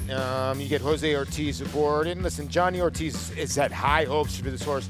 This horse, you know, the interesting part is he worked this horse out at Fairgrounds, and now he's bringing the horse back. I think he, you know, for Short Lease Stables, they were cross-centered. I think he went down there because of weather. Maybe yeah, 100% too, about the weather. Which could be key. We've seen a couple people do that, get out of town before they know the weather is going to hit there in Hot Springs, and then come back. I'm kind of with Jonathan. I think the horse will run a lot better, or at least closer to Take Charge But Milady. she doesn't draw well getting post 12, Yeah. and I don't think any of us should take Charge Milady's performance for granted. She ran very well. Others may have had trouble in there, but she ran terrific. Yeah, I'm with you. And I also think the other horse, I wouldn't get rid of Tom's horse and Dylan Davis. Well, I mean, I think Quick Kick, and you're right, Dylan Davis going to Oaklawn to ride, and I know Richie wants to talk about Quick Kick, and I will agree. I think she's a dangerous player as well. Well, and just what you guys are saying, too. I mean, just a definite closer. She's a confirmed closer. You know, communicated with Tom. He said, you know, it was always by design to give her a layoff after the Breeders' Cup, give her an opportunity, a long, lean filly to grow up, mature a little bit. You know what I really like, guys? I love her work pattern. I mean, you know, she worked January 29th, comes back 5 days later, works February 3rd, 6 days later, February 9th, comes back 6 days later, February 15th, a series of 3 5-furlong drills. Tom knows how to point a horse for a particular spot, get them ready. But when they work on those kind of intervals, that consistently, it tells you you've got a horse that's doing well, uninterrupted training. Now, she's been training at Fairgrounds, so unlike here where some horses had to have interruptions in training just because of dealing with the weather, she has not missed a beat at the Fairgrounds, and she should be a better filly, obviously, from 2 to 3 by McKinsey in the first crop of McKinsey, who just turned out to be a heck of a sire with his first crop. Chancellor McPatrick, obviously Quick Kick. It's going to be really interesting to see how she made that jump from 2 to 3. And I feel as though Quick Kick's female line, Richie, is a very, very strong family. Is that the Take Charge Lady? Is that, or is it those Sabine stable horses, Richie? Am I getting this right? Yes, you're right. With Graham Hall going back, and even a very fast filly that you would remember, Polish Ruby. You know, so she's got a lot of depth, and especially the female side of her pedigree as well. No, it's an interesting race. They have Mohima to beat, but this is no easy field. No, and I will tell you this: the two necessity for Norm Cassie. You know, 2 starts ago when I was there, she ran giant. She got absolutely left, and he come rolling back to me. He's like, I can't catch a break. How do you get out of a slump? And then he walked away from me. He goes, I'm telling you, this horse is an Oaks quality filly. I was like, whoa. She took me by surprise. And then she came back and she won. Modest number, 75. I think she'll improve. I don't know if she's good enough, but I know that Norm's high on the 2, their necessity. What about the horse on the far outside? And it's a bad post, but 5G with Irad Ortiz going over George Weaver. That horse is only the 2nd career dirt race for her. She ran a huge race last time, didn't she? Yeah, she sure did. She just got that's a worry. She was on the inside last time. Now she's going to get hooked all the way around there. But, you know, if she can handle the distance, the added distance, and the distance she's probably going to lose in terms of ground, I mean, she's right there in the mix. That's what's great about these races is these horses can wake up. And I don't mean this in a bad way, but Mohima could never win another race. She was just maybe a good 2-year-old. Can absolutely happen. and these other horses could just jump up into the scene and become. That's what makes these Derby Oaks Prep so much fun. Well, the idea of these races is to learn things from them. The bigger races are going to be later in the year, but this is a very, very strong prep and a big field, no question about it. And taking a look at the races heading towards the Oaks, you've got the Cincinnati Trial at Turfway, which is a prep for their race on the big day they have. UAE Oaks, I don't know if we'll get a Oaks winner out of that coming in from, I guess, I'm confused by that. The Honeybee, the Busher here as well, Devona Dale down in Florida, and the Santa Isabel as well. We'll see a lot of good horses left to come. A lot of horses moving towards the Kentucky Oaks as we will take a quick break, and we'll come back with a trainer that you just mentioned, Paulie, Norm Casson, when America's Day at the Races continues.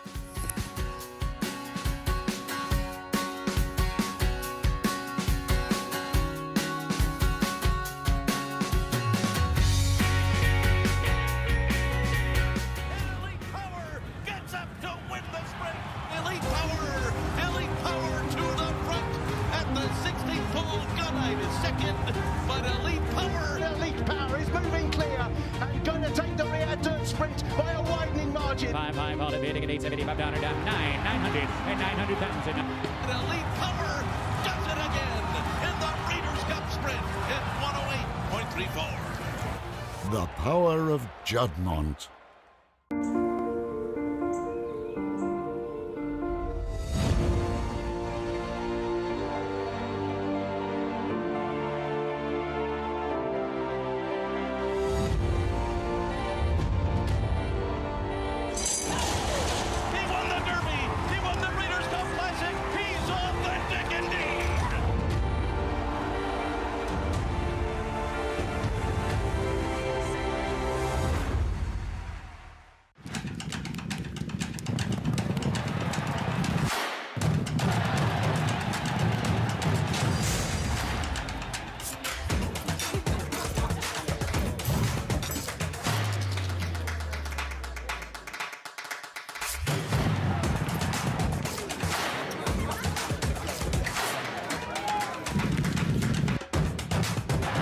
This is my Oaklawn.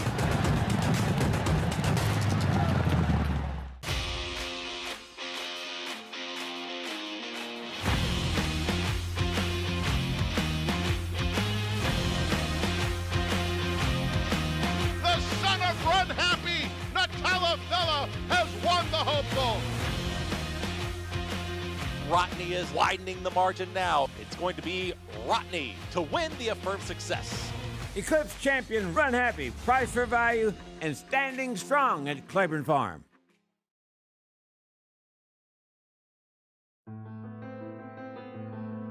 I grew up resenting horse racing a little bit. My dad and my mother divorced when my brother and I were very young, and I didn't get to see Dad a lot. And when I did go to see Dad during the summers, we'd have to go to the races in the barn all day. And then being a little kid, there was a lot of resentment there.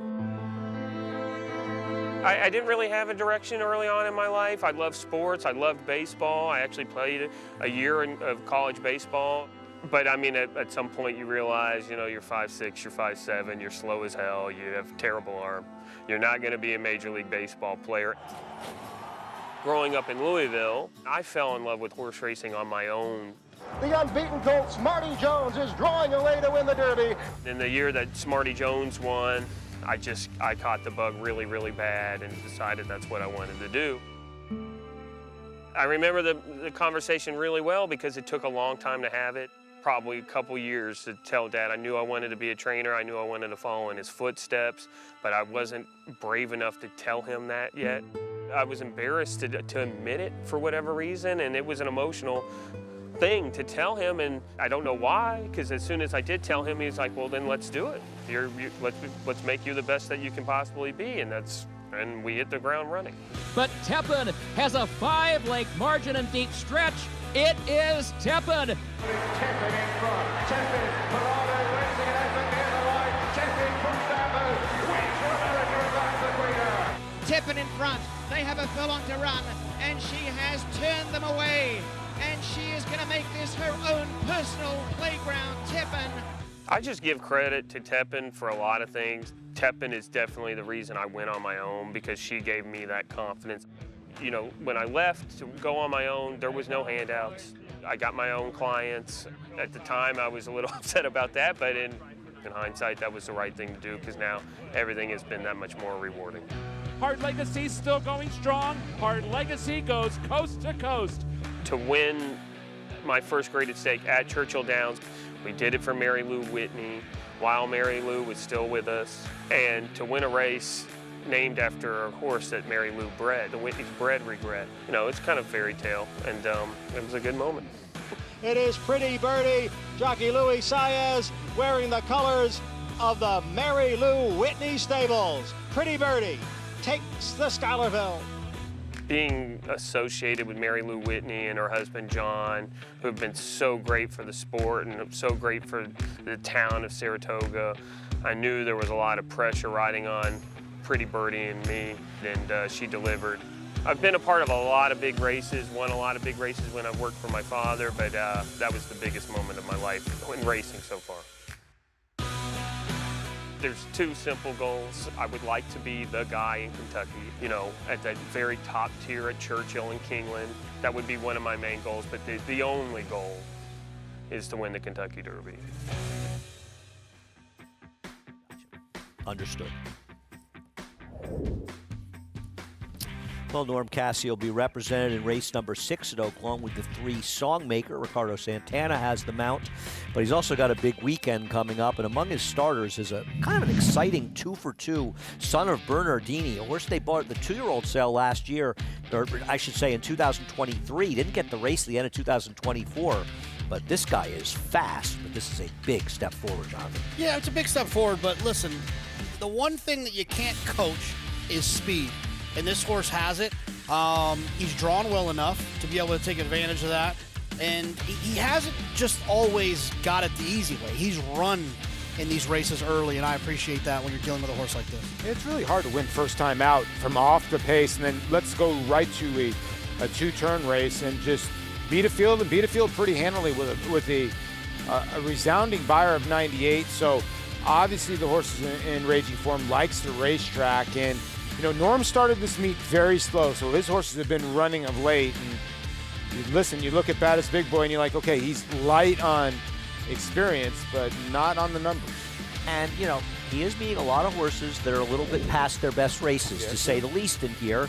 And I do think Skinner is dangerous in this race. Obviously, First Mission can run well. At times, we've seen Krupe run well, and he should get the pace to run into. I don't know what we get from Banishing stretching out, but he's a big question mark there as well. And I can understand taking a shot with this horse. You can always regroup after that. Absolutely. I mean, look, speed figures are the thing that I trust the most in racing in terms of the most consistent. And if you have a horse that fits on figures, then I have no problem giving the horse a try. Yeah, we'll see what happens. It's a very interesting race as these horses will all be prepping, trying to make the big one, the Oaklawn Park Handicap, that they'll be running in April. Race number 6, we mentioned, 1 1/16. These are maiden special weight 3-year-old fillies. 4 scratches in here, so it helps the horses like the 12 Vegas Condo. Whether or not it's a distance horse remains to be seen. But I thought he was a little interesting in here, but no doubt the 6 Calamity for Brad Cox is the one to beat. Yeah, I ended up where you said back, right? Towards the outside with the 12. But yeah, the 6 I think is where you're going to want to start, and that's what happens here in these situations. These Brad Cox horses get bet. I thought this horse ran well last time. It was the race 2 back that you talked about that we're watching here that makes the most sense, but he's going to be overbet. I don't know. He's not home right here. And this was every also other an Brad off-the-turf Cox race. horse is home right here, Andy. And this was an off-the-turf race. Another race, when you look, it's far and away the best figure that she's ever run. Is she a 68 Beyer horse, or is she a 58 Beyer horse? If she's a 68 Beyer horse, she's the favorite here. If she's a 58, I don't think she is. I just can't buy her off that last race. You know, Brad Cox, and I always put Brad Cox and Bob Baffert in the same way. Where they're a length in front in the middle of the racetrack and nobody's bothering them and they get out finished. I put them in the same category in another situation too, a little bit more so with Bob than with Brad.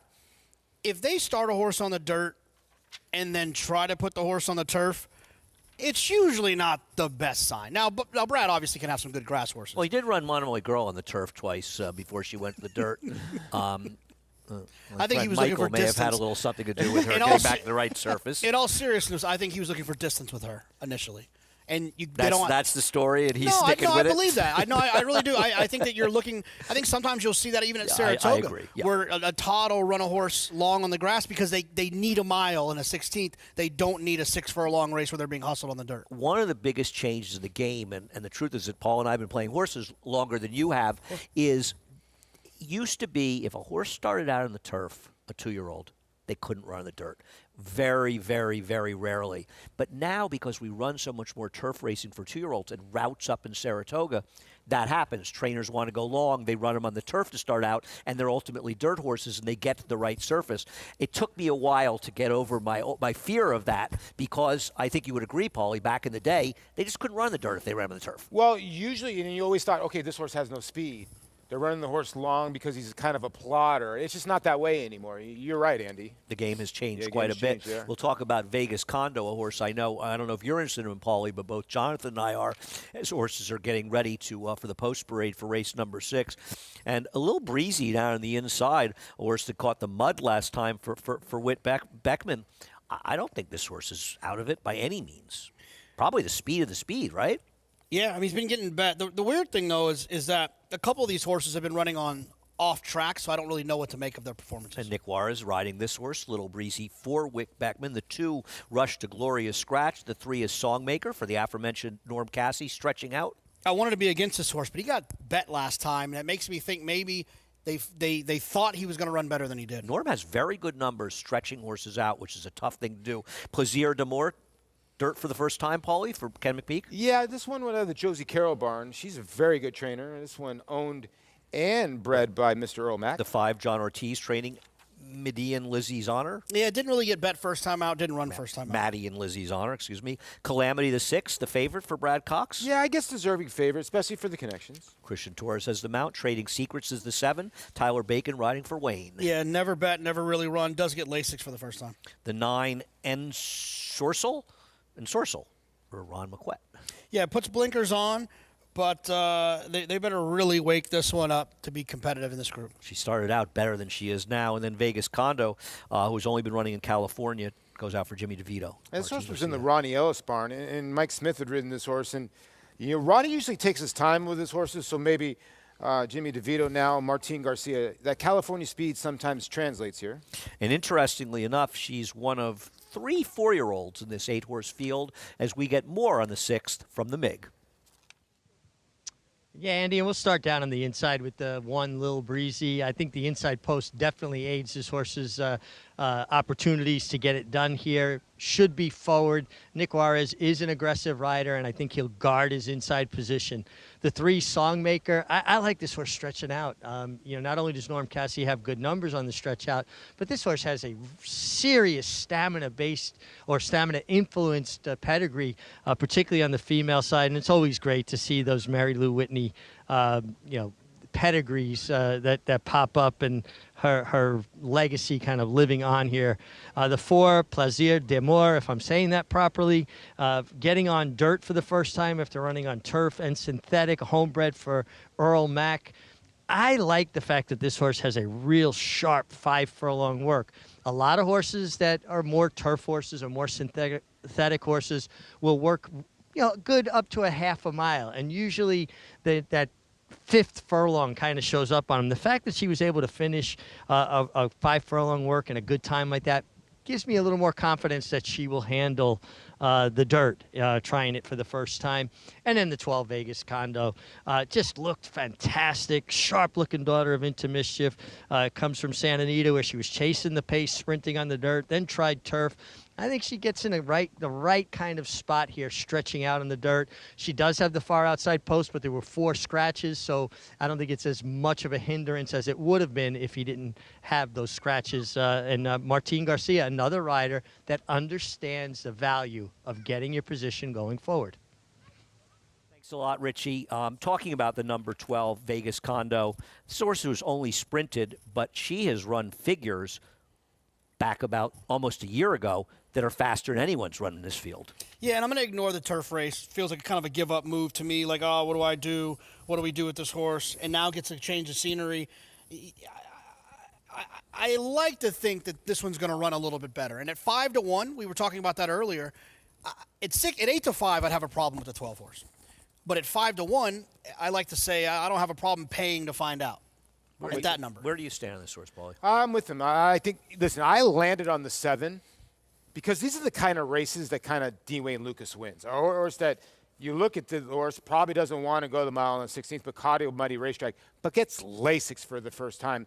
That's kind of key for Wayne. A lot of his horses usually run on Lasix, but now the newly turned 3-year-old, obviously, will be able to get Lasix, and I think the 7 will improve. But I do think the 12 is the horse to beat in here. I'm against we all the think 6 the at 6 8-5. is overbet here, Calamity. Completely overbet. Yeah. I'm not sure what is so appealing about her besides Brad Cox. It's almost like they're drunk on the idea that Brad Cox trains her, right? I'm going to go a little bit further and not even go with overbet. I'm going to go with bad favorite. Like, I don't. I agree with you. I don't. This is, you see it. It happens often. Not enough. They're just betting this horse. I mean, what's the difference credentials between the 1 and the 6? They almost got the same running lines, don't they, really? When you look at their figures? Yeah, I think the 12 is going to come down significantly from that 5-1, looking at some multi-race bets. And I agree. I think the 1 is very dangerous. I mean, 9-2 is a pretty good price on the 1, right? And this is her first try, for whatever it's worth, going long on a fast track. And the thing about Calamity, not only did she lose that 5-horse field. She's just slow. I'm convinced she's slow. She debuted at 8-1 for Brad Cox at Churchill Downs as a gun runner. She's just not very fast. Then, immediately after that, he tried to put her on the turf. Yeah. There's no way Brad was chasing an off-the-turf race. And if he was, that's because he knows she's not very good. Well, here's the other part in that race. I don't know if she was in his Here's MTO. the part of that I race, doubt it. Andy. 5-horse field, JK2. She wasn't even the favorite in an off-the-turf 5-horse field race. No, I just don't think she's very good. Yeah, I mean, I don't think we're saying she can't win, but she does seem like a somewhat dubious favorite in this race. I'm going to box 112 in the exacta. That's my idea in this race. The horse who has a big pedigree here is the 9 and Sorcel, the Damn On Fire Baby. I believe she won the Apple Blossom. Does that sound right, Paulie? Larry Jones? Joey Johnson, maybe on Yeah, it was Fire Baby? It wasn't Larry. It was a she was. I think she's a multiple Grade 1 winner. Joe Johnson and yeah, I think Red you're right. Dog Hartledge. Gary Hartledge? I think Gary that's Hartledge. I think Gary that's right. Hartledge, Good yeah. call, Paulie. Gary She Hartledge. won the La Troyenne. Okay. She won the Apple Blossom? She won the Apple Blossom, too. Yeah. No, Yeah, she Joe was a Johnson. Golden. very, She won the Goldenrod. Oh, she was the a good horse. Pocahontas. She was a good very, horse, very yeah. good horse a few years ago. She got beat by Believe You Can in the Kentucky Oaks. who was trained by Larry. Contested. There you go, Lost yeah. to Contested in the Acorn. Lost to Royal Delta in the Contested was personal Baffert, I in the wanna say. personal Yeah, ensign. she was a nice horse on Fire Baby. Yeah, she was a very, very and good lost horse. to closed hatches a few times. What? That's She it's a must pretty have- tough category of Wow. horses. She was good, though. There was a period of time. I think, she may have had some triple-digit buyers. She was pretty good as they head towards the gate. And it's funny, the board has barely moved, right? Yeah. I mean, the 6 has stayed a short price in here. I don't understand. I mean, other than Brad Cox and Christian Torres, blinkers on. Blinkers on almost feels like a bit of a desperation move, doesn't it? She can win, but I just don't think she should be this price. No, yes, she can win. But this just feels like one of those situations where, yeah, I'd play her at 4-1, in here against someone else that was taking a lot of money. But at 8-5, I'm lying. I made that up. I would not play her at 4-1. I do not think she's very good. I think You the were 7 there, Paul. You were here for this, where Jonathan Kinchin was way, way dead set against the heavy favorite trained by Brad Cox. This is the moment we've all been waiting for. No. I was here. No, honestly, I thought you were making an example of me. I did do that recently here, and it The horse galloped. galloped. Oh, yeah, that was the Manny- Madacat horse. He's won twice, 2 races Galloped. since that. Yeah, galloped. I didn't like the horse either. So I don't know if it's good company, good or bad company. I but think we the were both betting wrong. public's kind of confused. They're like, okay, 1, 3, 4, 7, 12. Who am I going to bet? Even the 9. One of the things that I find a phenomenon in racing is how you'll have these competitive, tough races, and somebody's sort of an odd favorite, yet the public seems to gravitate, and those horses just keep going lower and lower, and you feel like it should go in the opposite direction. Interesting race coming up. Maiden's going a mile and a 16th. Heading into the gate, we'll get the call from Matt Dinnerman. More going in. Insercell goes forward 2 back. Maddie and Lizzie's Honor to post 5. And to the outside post, Vegas Kondo to round out the field after Maddie and Lizzie's Honor, who just went in. Now Vegas Kondo to round out the field. Vegas Kondo goes it. We're ready to go. And Laroff. Insercell broke inwards, is being asked for speed, is fairly close with Vegas Kondo and Songmaker. Plaisir d'Amour right off of them on a hold fourth with Little Breezy as they go into the first turn run. We come back to the lead. Songmaker, the gray in the two-path, leads the way. Insercell a half-length back pressing in second. Vegas Kondo third. Little Breezy parked inside of her. Plaisir d'Amour between that pair pretty much, now easing off and is running 3 lengths off the pace. Another length to Calamity Trading Secrets. They're side-by-side, gap of 4 to Maddie and Lizzie's Honor, who's at the back of the pack. They swing up the backstretch. Songmaker, the clear leader here, length and a half in front. Insercell takes back and tracks in a good gallop and a good rhythm now second. To the inside, Little Breezy's there with her.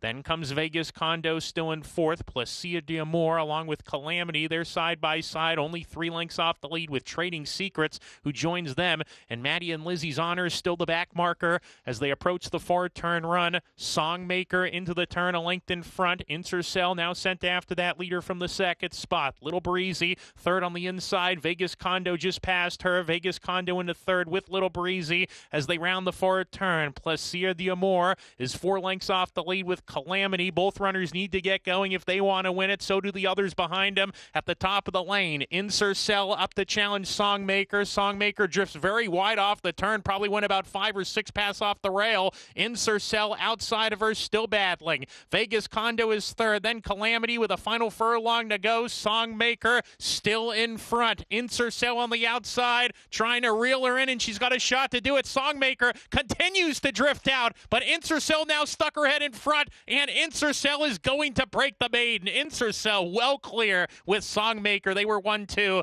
Calamity was third. Vegas Kondo fourth. I believe it's Ensorcel. And we don't have to sit through an inquiry, but the other horse drifting, it looks like Ensorcel got the win, guys. Yeah, Ron Crutchbarn's just on fire. And a good ride here, right? Rafael Bejarano is 3.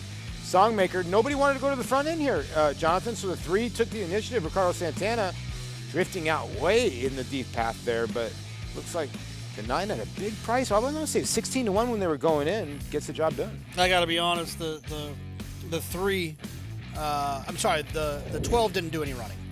And I panicked basically the entire time that the 6 was going to win. He looked like he was going to come up the inside, looked at the 3 and the 9 were going to stop, and we had just talked so poorly about the 6 the whole time. He was awful, by the way. She was awful. No good. You weren't wrong about her. I mean, listen, I don't know how you have this horse. We did talk about On Fire Baby. Vegas Kondo probably needs to cut back, also probably needs a different rider. I don't know how that horse didn't clear, but it seemed like if you're going to be that far in front early, do the extra effort to clear from the outside post. Whether she was going to win or not is another discussion, but not a good job not clearing. Richie, what are you seeing out there? Yeah, I mean, it was a significant drifting through the stretch by the 3, and I agree with Andy. We wouldn't have to sweat out an inquiry, which I think probably would have resulted in disqualification as far out as the 3-horse came out. Now, I agree with you also that Martin Garcia should have tried to clear at that point, you know, instead of being caught 4 or 5 wide into the first turn, but maybe she didn't have a lot of run. But you're going to see here how she commences drifting out here. Ricardo Santana is trying to keep her straight under a right-handed crop, and they're coming out substantially. We're about 7, 8 pads off the rail now, and then the one late right in here. Although you always followed her out, it looked like I thought there was some contact late. Yeah, there was very late in the game, but it didn't matter because you got it done. Boy, they were closer to the outside rail than the inside rail by the time they got to the wire. That horse could give Richie a high five by the time they crossed him. Yeah, that was a lot of drifting going on. And I mean, to be fair, this is one where I think it was a bit of a herd, but now it obviously becomes a problem at that point. But it's not as though the 9 was keeping in there as well, regardless, with Ensorcel getting up and getting the win for Ron McQuett. I don't know if she ran to her pedigree, but she ran more to her pedigree than she had in her prior starts, getting the win, an upset win, I imagine, at 18-1. Another horse that upset a field at an even bigger price and put himself squarely in discussion for the Triple Crown races is Magnitude, with his huge win, to say the least, in the Risen Star. More on him when America's Day at the Races continues.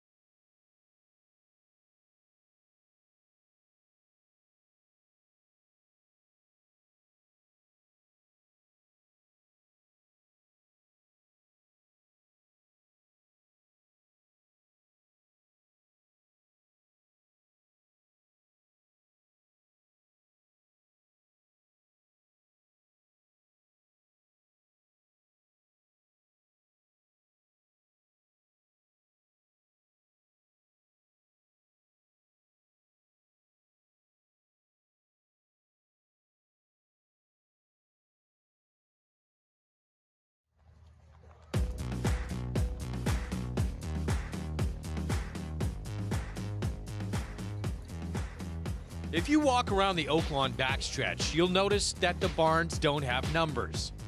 The barns instead are named in honor of horses significant to Oaklawn's rich history. Here come two champions, side by side. Heavily prized to the outside and Passiana right there. And Zenyatta flies to the lead in the middle of the track. And it's Marty Jones. One step forward to Kentucky and one giant step to $5 million. It's time to make some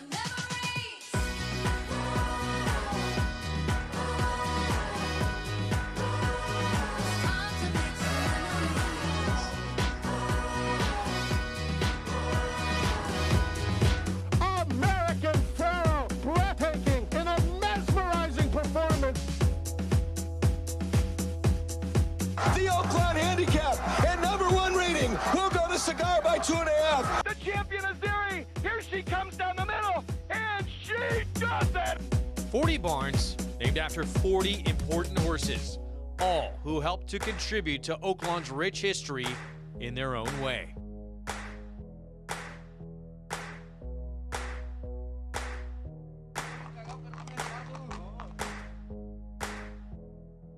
Curlin is going to decimate this field, winning the Arkansas Derby by 9 lengths. It's time to make some memories. So many racing greats with compelling storylines and ties to Oaklawn. Whitmore win time, Whitmore! Welcome back to America's Day at the Races, where we just saw an upset in race number 6. Ron McQuett continues what has been an absolutely sensational meet for him. His horses are really running, and they're delivering.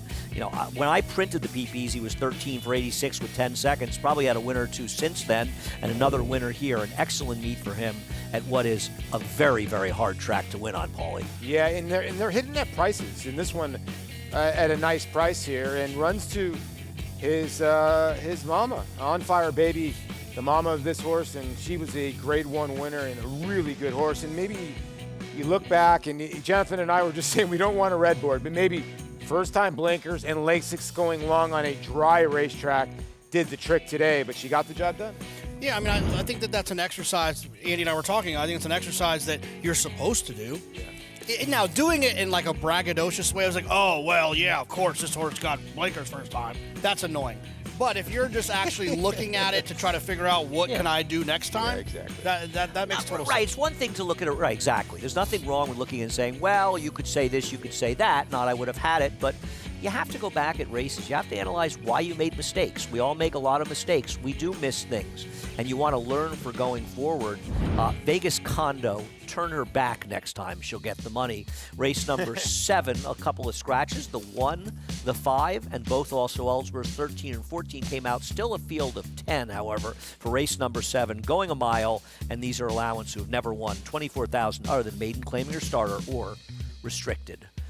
Well, as we mentioned, big races throughout the weekend, and I think the entire picture for the Derby changed dramatically with what was a tremendous performance in the Risen Star. Yeah, tremendous in terms of the way it looked visually. If you're a speed figure person, which I know we are, it was very impressive on the clock as well. The only real question, which people will debate, at least for the next 4 to 5 weeks, is was this bias aided? Was the inside where you wanted to be? It didn't hurt. Whether you have a strong opinion or not, it didn't hurt being where he was. No, I'm not the same question I asked Ed. When you win by that much, are you still bias aided? Yes. Biases will create exaggerated results. However, there are different opinions looking through the races that day. Yes, horses ran well inside, but we saw horses that were making outside moves run back to their figures, which is an argument against it being a strong bias. And I don't think we saw a plenitude of horses running exaggerated races running inside. Take the winner of the Mineshaft earlier in the day, who I believe was the favorite. Whose name escapes me. But he ran 100 Beyer, which is around what he runs.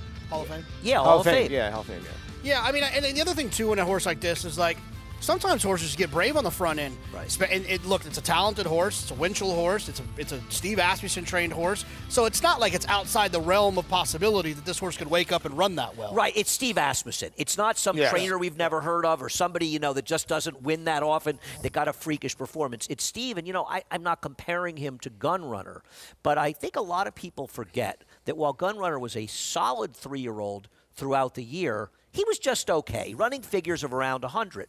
When they sent him to the lead in the Clark late in the season, he ran around a 114 figure, and other than the race where he lost to Arrogate, he didn't lose the rest of his career, and he turned into a truly great horse. Sometimes they take some time. Maybe this one, the clock just sort of, the alarm went off. The good news is before the big day being the first Saturday in May, you'll have an answer to that question. You'll know how this horse probably runs back in the Louisiana Derby, I would assume, is where he'll run. How he comes back will answer that question. But there still will be an opportunity to make money that day if you can form an opinion of what you think happened in the Risen Star. Yeah, and I want to ask you guys a question. I put this horse in the top of my Derby 10. For people that are confused, I'm not selecting him as the winner of the Derby. But I believe after that performance, he belongs at the top of the list. Do you think I'm wrong? No. And I also think that people that think Derby top 10s are dumb too, because it's exciting. Let's just talk about the horses. Let's put them somewhere. It's not where I'm going to bet them. I just want to talk about them. Today, this is where he lands. Right. The horse that I might like for the Derby might be a horse I wouldn't even list in the top 20 right now, but I'd be interested in betting him at 100 to 1. But I think you have to say right now, this is the horse. He is the horse to talk about because he ran a figure that nobody's run close to. Yeah, I think the other part about it is, too, this horse won 3 times. All 3 times he's had the lead at the top of the lane. Okay, so Mig made a good point yesterday. Maybe this horse just wants to go fast. So he went 110. He'd been going 112, 113. Went 110 yesterday, got to the front end, made sure he got to the front end, and just kept on going. He could be a horse that when he does get brave, like he says, he keeps on going. Well, and breaking news, the horses that are leading at the 8th pole in the Kentucky Derby win a lot of Kentucky Derbies. I agree. Now, one thing, though, we've seen so far, there are plenty of good horses out there that have speed. You wonder if a horse like Chancellor McPatrick is very happy to watch some of these results. We'll see what happens when he comes back, hopefully in the Tampa Bay Derby, the second weekend, a race we'll be covering here, the Sunland Park Derby. Lo and behold, Bob Baffert went there and got the money, but just barely. His getaway car gets a 92 buyer and wins basically a head bob in a stirring stretch duel with Caldera, coming off a maiden win at Oaklawn. It's one of the weapons that a Bob Baffert barn has, right? Is he can take some of the 3rd, 4th, 5th stringers, put them into places where they can still win races, get some points, and get themselves into the gate of the Kentucky Derby. I don't think Bob or anyone else will tell you the getaway car is their best chance to win the Kentucky Derby, but he was good enough to win the Sunland Derby. Here's a question for you, Paulie. What Kentucky Oaks winner did Bob prep with a big win at Sunland Park? Abel Tasman? Plum Pretty. Correct. Plum Pretty won by 100 lengths. So the last Sunland Beat Derby me winner? in St. John's River in Rosie Dubrovnik. So is Mind That Bird the last Sunland horse that actually won the Derby? For certain. What do you think? There's one before him? I was going to say. One after. One after. When Mind That Bird won the Derby and we were all going, who is he? I said, oh, yeah, he's the horse I bet in the Borderland Derby, which I believe is now the Mind That Bird with a bad trip. He had a bad trip that day. Yeah, and he qualified. He got qualifying points from a 2-year-old race at Woodbine with Chantel Sutherland aboard him. That's how he got in Might have been the Gray. Yeah. Might have been the Gray, yeah. Well, he got the money, and there you see the leaderboard. And, at this point, Citizen Bull and Magnitude are already in. It's probably going to take over 40, and I believe, did they make second now in the 100-point races 50 points? Yes. No. So it pretty much right, is going to guarantee first and second in those 100-point races again at the Derby. I'll tell you what, I was a little critical when it started, the point system. I think it's worked well. I don't mind it at all because I think we'll all be reminded of the annoyance of having sprinters in the Derby that had no chance. Triniberg. No, Stone Cook. It wasn't annoying when I bet a closer and the horse won. So Triniberg I'm going to disagree with that. on Bodemeister. Bodemeister. You know what's amazing about Bodemeister is how remarkably well he ran the Derby, yet he still lost I'll Have Another when he had everything his own way in the Preakness. Yeah. And that's one for 100%. wise guy trip guys like us where we ended up being completely wrong. I was completely wrong. 109 and change in the Derby and just lost. He ran an unreal Cody Derby. Meister's Derby is one of the great losing efforts of all time. And I want to clear this up really quick. Mind That Bird actually did not win either of those races. He lost the Berlin Derby. Yeah, he was second and fourth. It was 9-2. I bet him. Yeah. My friend Pete Minikis made me watch it. He was interested in some horse in the race. I said, I used to handicap those races for DRF, and I bet a few dollars on Mind That Bird. Quickly forgot about him. I don't think I would have liked him in the Derby as it was. The conversations about these Triple Crown races are a lot of fun, and I know a lot of people participate in those. And this seems like as wide open a year as it could be. Could Dallas Stewart pull an upset with his Louisiana bred stretching out in the Rebel?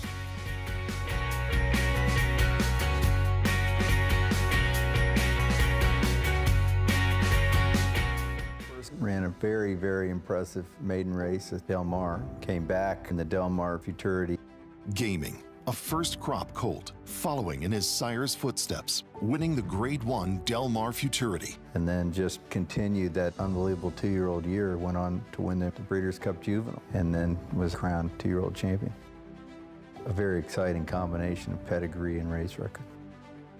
Game winner, continuing the legacy of Candy Ride. Horse racing? Check. Weekly promotions? Got 'em. Huge payouts? You bet. With Naira Bets. Download the app today and bet on any track, anywhere, anytime with live HD horse races, betting tips and tutorials, expert picks, and more. You bet with Naira Bets. Join now for a new member bonus at NairaBets.com. How does it feel to win a race like this in your own backyard? Being here, where I went to the track with my mom and dad. Oh. And Blair off in the Southwest. Speed King on the lead today. He's trying to get over from the far outside. And Speed King says, come and catch me if you can. Speed King down the lane, but it's going to be Speed King. Speed King all the way. Speed King living up to the name in this year's Southwest Stakes. Racetrack Television Network brings you every race, from every track, on every screen, every day. With monthly packages starting as low as $5, RTN gives you great value and access to more live HD streaming and race replays than anyone. Visit RTN.tv today to sign up and watch on almost any device, including Roku and Amazon Fire. RTN has packages that start at $5 per month.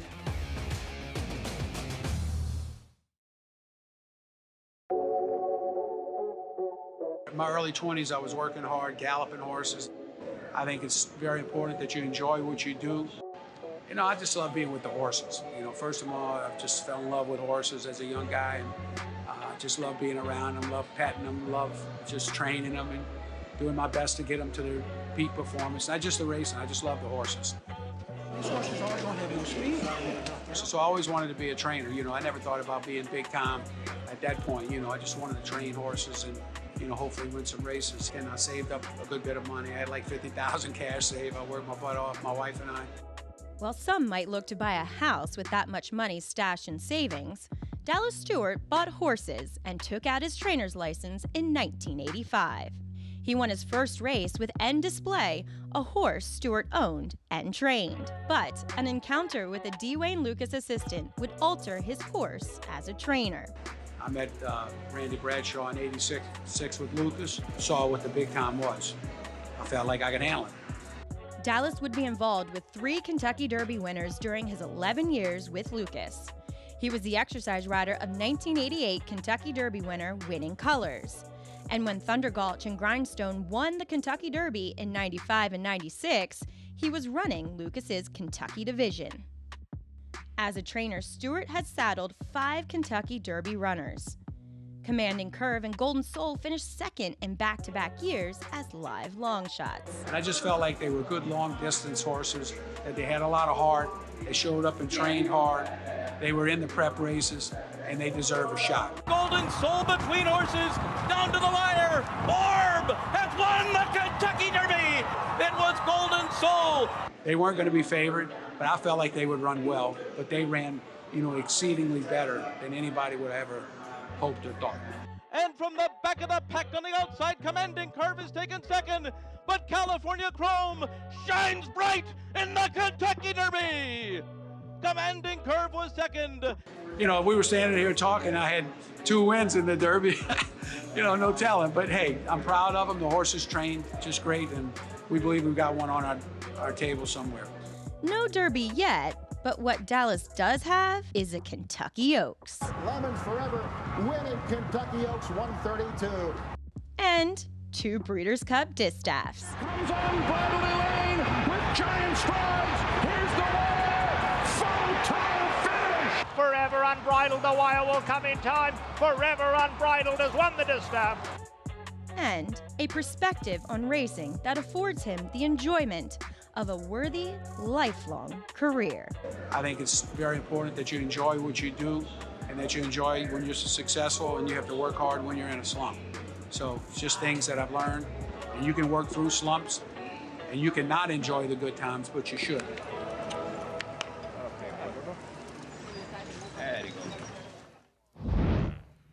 In a world of jealousy where most people, you find people that have knocks on them, it's very hard to find people that don't like Dallas Stewart, and for good reason. Trainer has had a lot of great success on the racetrack, but also a terrific person outside. Well, and his barber has been the best barber in the world. He doesn't have to go around the ear, and there's a mullet all times around. Wow. I did not have mullet make an appearance on today's show. Well, it's just the best mullet in the game. I'm a huge fan of Dallas. I love Dallas. Yeah, he's great. Yeah. And as far as Smokin' Wicked, he's taking a shot with it. A horse, listen, he did run 4th in the Champagne behind Chance McPatrick. He frankly didn't run really that badly that day, and he could be the speed of the speed. Maybe they'll try to pull a Magnitude with him. I doubt it's happening, though. Yeah, but you never know, though. I mean, these horses can wake up on the front end. The problem is he's not going to get loose on the front end. He's going to have to deal with someone. And he's going to be ailing too fast. Yeah, but you know, these type of horses, he can always go back in the Louisiana bred program and win some money. But when you're running into the 92 buyers in the 90 buyer land, your time is to, hey, let's take our shot. He ran very well in the Hopeful. 100%, yeah. His 4th place finish in the Hopeful, a race that had a lot of pace in there, was actually extremely good. He's a talented horse. Yeah, I mean, it's just a matter, like you guys say, is he able to... He's going to be the speed of the speed. Now, does everybody else want to wreck his day or do it? Or wreck their own days. But here's the other part. You make a good point. That could be something like, you know what, we know this horse is going to back up, and that could be dangerous because he is talented. And this is the time of year that people take chances in these kind of races. Never a problem for me. Because you know what? If it doesn't work out, like you said, he can go back to the state bred program, or he can run the Pat Day Mile or something in those other races. The problem is when you try it and it doesn't work out, and then you keep persevering. That's where you make the mistake. It's interesting. Speaking of horses that stretched out that did well, Just Steel is back in this weekend. For Wayne Lukas. His first race, I believe, since the Preakness, going 6 furlongs on that Rebel Day card. Race number 7, the 1 is Scratch, the 2 is Happy Strike. Yeah, Happy Strike for Dwayne Loy, a big long shot. The number 3, Mina, goes out for Jordan Blair. You definitely know this one because you said it on air the other day. Obviously, Mena. For Miguel Mena, yes, I would imagine. I assume name for the late Miguel Mena. Number 4 went by. That's, whatever. The 5 is Scratch. The 6, Bourbon's Fault. It's not Bourbon's Fault. I can't pronounce that one. Yeah, Christian 1 for Torres. 10 lifetime at Colt Air. Christian Torres getting for a small barn, so it's 17. Dance Moog went by for Thomas Van Berg. Yeah, that's where I'm at right here on the 7. All right, the 8 is Beyond Best. Gennaro Garcia, Martin Schwann. Yeah, good effort last time, a big cutback. Mamaez goes out for Ron McQuett, looking for his 2nd win in a row with Ricardo Santana. This horse is interesting. Got involved in a very fast pace last time. Talk Less, Work More, Chris Hartman and Tyler Bacon. This is where I landed, but I didn't think this horse would be 7-2. Yeah, he was unlucky to lose last time. Silver Heist is the 11. Steve Asmussen, his son Eric Asmussen, looking for another win. Consistently runs about the same numbers that don't seem fast enough. Pike Place rounds out the field. Julian Leperoux riding for John Ortiz. Yeah, claim for $50,000 with Julian Leperoux aboard. Then John Ortiz put Emmanuel Esquivel. Now Julian back aboard, and you're getting 5-1. Well, before we talk about race number 7, the MIG has some thoughts on trainer Dallas Stewart. Yeah, Andy, a little known fact, Dallas Stewart was actually my valet at the fairgrounds in the mid-'80s before he went to work for Wayne Lukas, and he was galloping Winning Colors for Wayne and had that Derby experience with him. And just like you said, though, one of the best people you're ever going to meet, just a great guy, all-around horseman, too. So I want to let you know that Dallas at one time was my valet. And, by the way, he introduced me to Bourbon Street. That's a whole nother story, though. Let's start with horses now. The 4, Gewürztraminer. Horse has been in good form, and when horses are running consistently well, the thing that I look for is there some kind of regression from a physical standpoint? You know, did they lighten up, tuck up a little bit? How's their coat? Gewürztraminer looks fantastic, and again, a horse that has been in very good form. Dance Samo, outstanding impression on the racetrack. Loved the way this horse warmed up, and he could get that trip that Jonathan talked about, right? That kind of stalking trip that works so well here at Oaklawn. The 9, Mumayez, Ricardo Santana, big effort last time, showing good speed, fought all the way to the wire. Could be one of those cases though. 18-1 last time, and considerably shorter price this time at 5-1. But you gotta like the effort last time. And Ron Marquette's barn is just going so well. Every horse he's putting on the racetrack is giving them a run for their money. And the 10, Talk Less, Work More. Tyler Bacon, horse got back to the dirt last time. For Chris Hartman, the Ruiz Racing stable gave horses this winter to Chris Hartman, and they've been running extremely well. You get the 5-pound break in the weights with Tyler Bacon, and I thought he was a very logical kind of horse too. Has to work out a trip, but again, I'm very impressed with the way Tyler rides. The only problem is he loses the bug in April.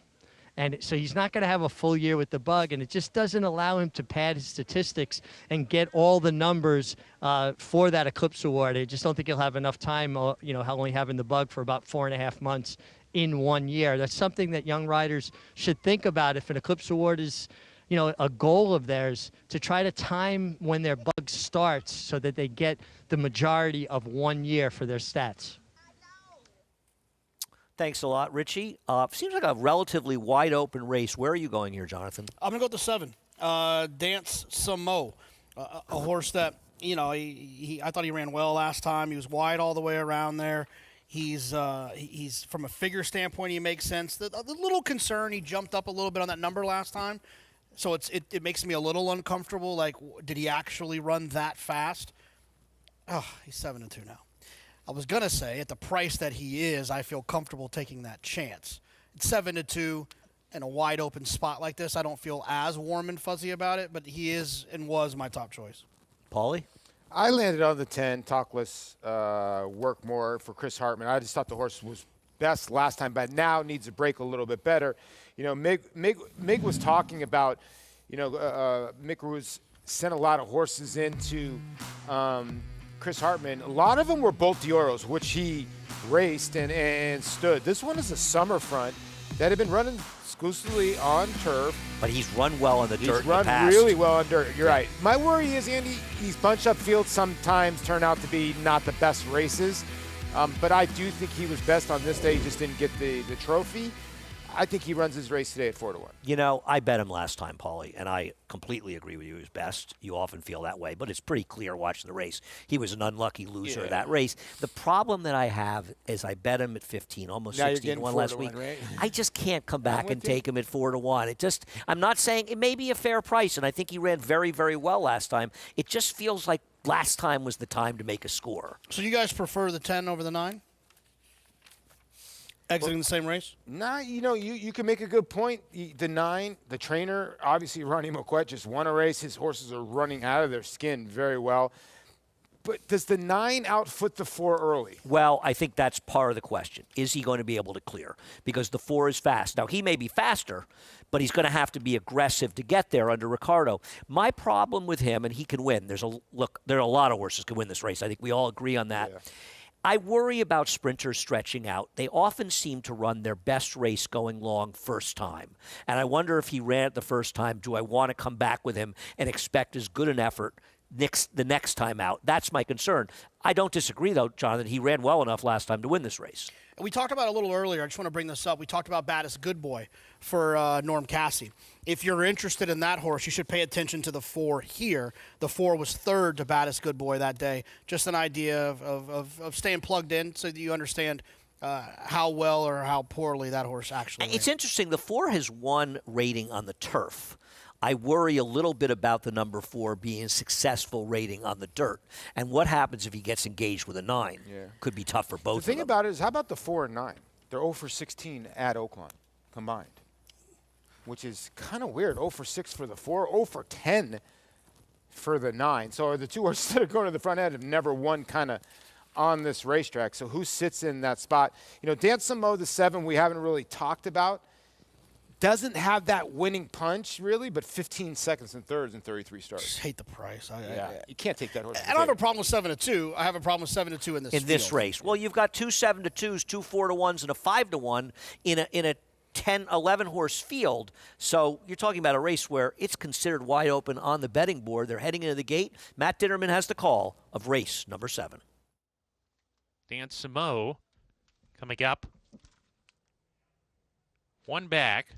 Pike Place to the outside after Dan Samo. Dan Samo goes in. Pike Place to round out the field. They're going a flat mile here. We're ready to go.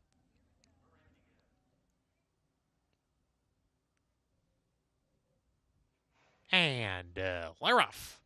Happy Strike from the inside, ducked inwards at the start, is rushing up, though, to be part of the pace with Mumayaz. These two share the top spot.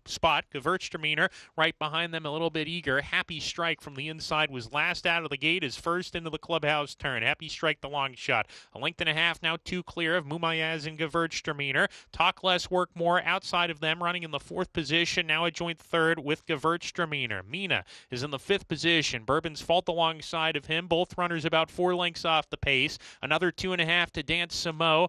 Beyond Best and Silver Heist, they're next, and Pike Place is at the back as they head down the back stretch. 10 lengths from first to last. Happy Strike at 36-1, carving out the fractions. A neck in front of Mumayaz, who's right there pressing. Talk Less, Work More 3rd. Gewürztraminer pinned in a pocket to the inside. Then Bourbon's Fault. Mina still side by side. They're 3 ahead of Dan Samo and Silver Heist, who tries to get closer.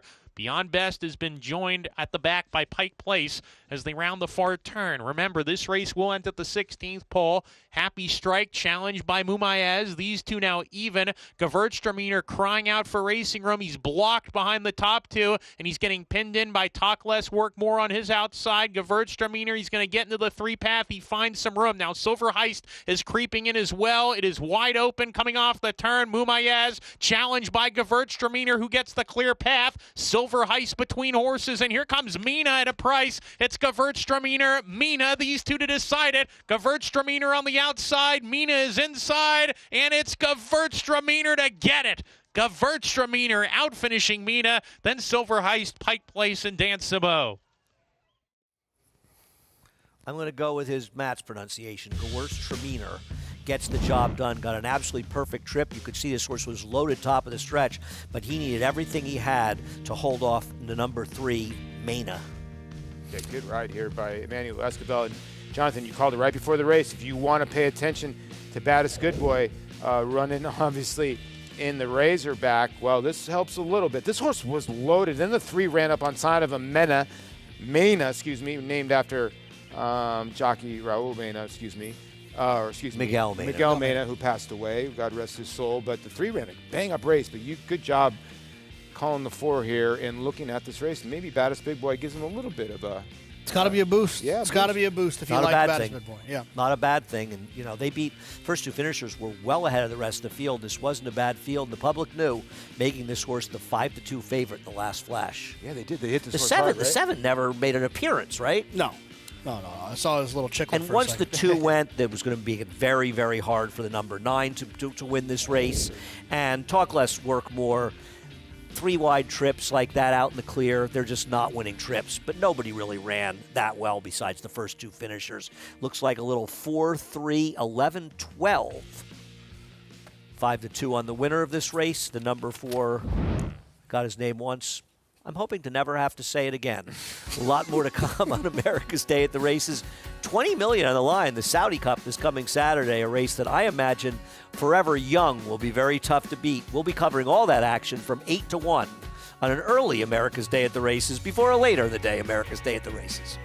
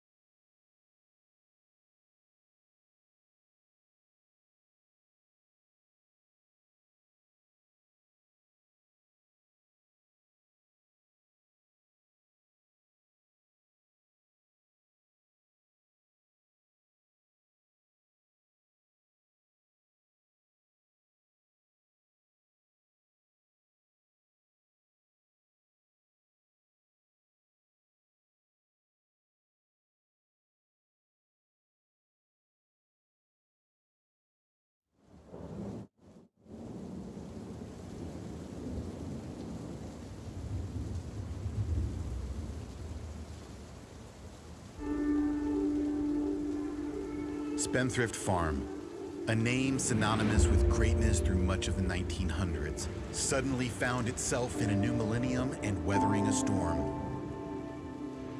Yet, within these old walls, a legacy awaited its rebirth. In 2004, a new chapter began. A visionary with a passion for horses and a respect for history saw this farm's potential. As the first rays of morning light touched these hallowed pastures, the stroke of a pen breathed life back into Spendthrift. What followed was nothing short of a revival, a resurrection of tradition and excellence. Malibu Moon, now etched in history, returned home to usher in a new dawn for Spendthrift's once proud stallion operation. Spendthrift was not just back, it was reborn. 2013 marked a watershed moment in the rebuild of Spendthrift as the farm was again home to a Kentucky Derby sire.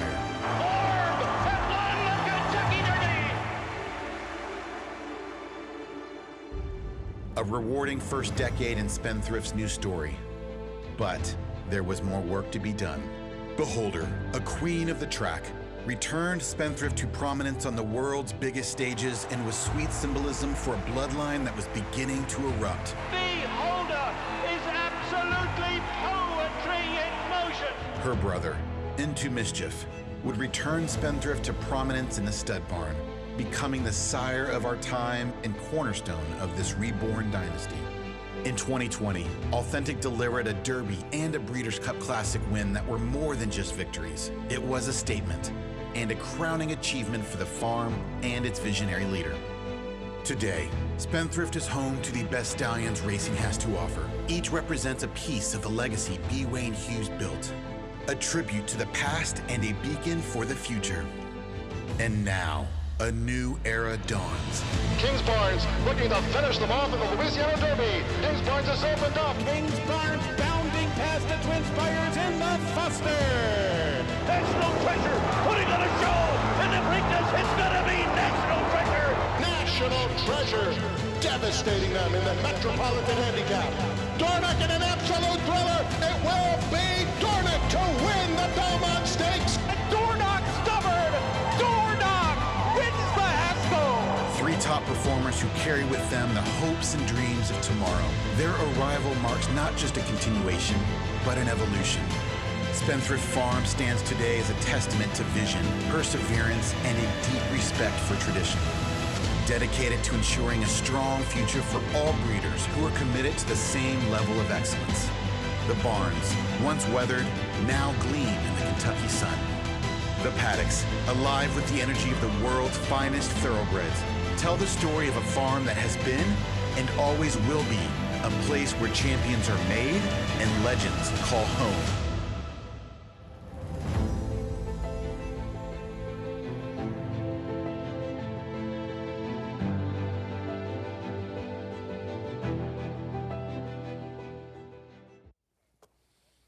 Welcome back to America's Day at the Races, and thanks to our friends at Spendthrift Farm as well. America's Day at the Races continues covering the action at Oaklawn Park. Richard Migliori, Paul LaDuca, Jonathan Kinchin, and myself, Andy Serling, is the number 4. I got his name right once. I'll live with that. Goes in the winner's circle for trainer Cipriano Contreras, a guy who wins. Yeah, he is a guy that wins races, and he's another guy that's got off to a small, not a good start to the meet, but his horse has been running really well. A lot of seconds, too. But this is another horse by Collected. Now 5 for 17 lifetime. Sat the trip and gets his first win over the Oaklawn Park Strip. The 3, Mena, with a good, nice little second. But no doubt about your winner.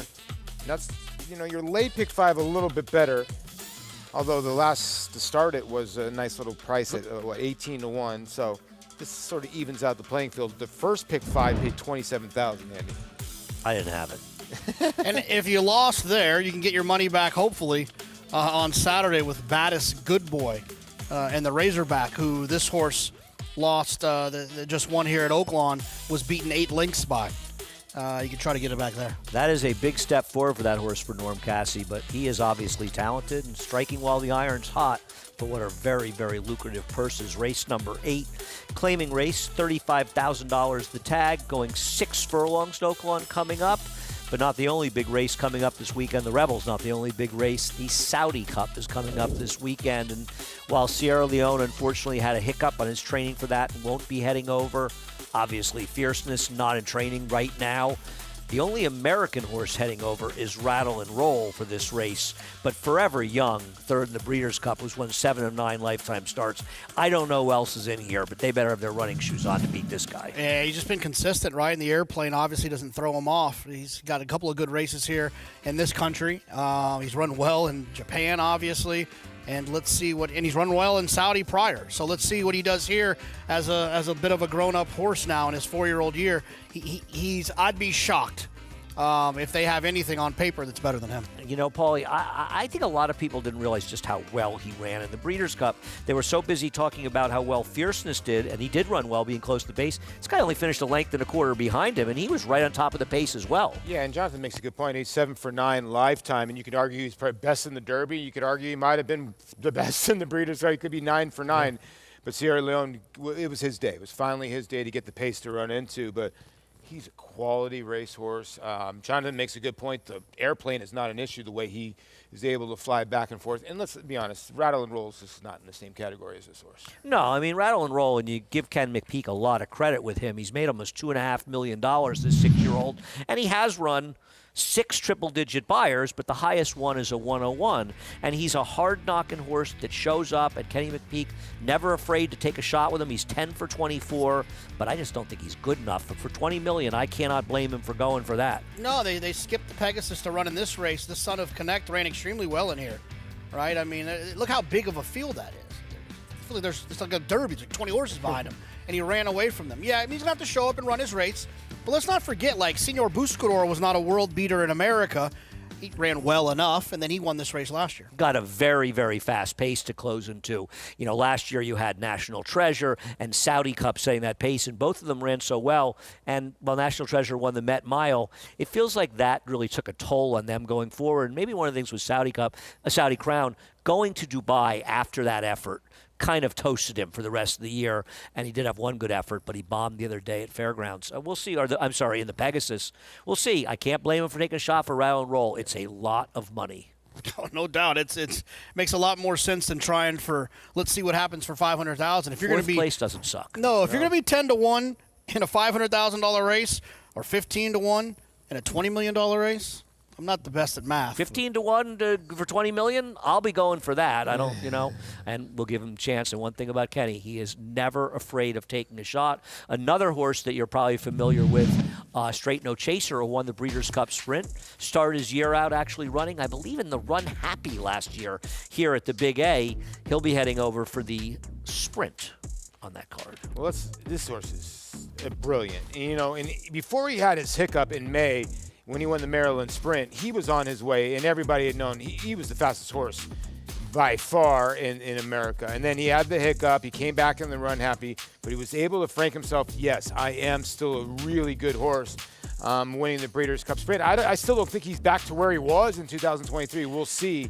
He is brilliantly fast for Dan Blacker. I think he's going to be really tough to handle. Yeah, I have no idea who he's running against, so I can't offer an opinion. He's obviously a talented horse, but I have no idea how much speed's in this race and who the horses he's running against are. But I will say this, though, from a buyer speed figure standpoint, he's one of those, 100-ish, 109-ish, 100. If he runs solid. that number, they better have a real one. No, I agree. I don't know. I agree with you. You got to see who they have, but he definitely is one of our best chances, I think, of sending one over there. He did, and I'm not looking to knock him because he's very good. He had a great trip in the Breeders' Cup because not only was he the outside of the speeds, but they didn't really go that fast. In a race that looked loaded with speed, that pace did not heat up. And part of the reason was a main speed in there, whose name is escaping me right now, basically got left and never got involved. Skelly? Skelly. Yeah. Skelly never got involved in the pace. The one thing about Straight No Chaser I'll say is this, is immediately after the race, I think Dan Blacker had circled this as where he wanted to go. And there is a little bit of a gap, I understand that, but Straight No Chaser's always run off of gaps because he's obviously had some issues throughout his career. I think Dan probably knows what it takes to get him ready off of a break. The money's good. Very good. Well, a lot of good racing coming up this weekend. Do want to let people know once again, we'll be covering all of the Saudi Cup races from 8 to 1 here on FS2 before we begin our Saturday show. And Flavien Prat will be at Oaklawn this weekend. Flavien coming off as good a year as a rider could have, winning the Eclipse last year. Looking forward to him getting back to New York in the spring and summer as well. They're off in the Naira Betts Haskell. In the Belmont Stakes at Saratoga. Dornoch setting up moderate pace, 3/4 of a length ahead. As the field turns for home. They're at it again. The two Belmont first and second place finishers. Mind Frame on the outside. It's coming after Dornoch. Dornoch wins the Haskell. It will be Dornoch to win the Belmont Stake. Horse racing? Check. Weekly promotions? Got them. Huge payouts? You bet. With Naira Bets. Download the app today and bet on any track, anywhere, anytime with live HD horse races, betting tips and tutorials, expert picks, and more. You bet with Naira Bets. Join now for a new member bonus at NairaBets.com.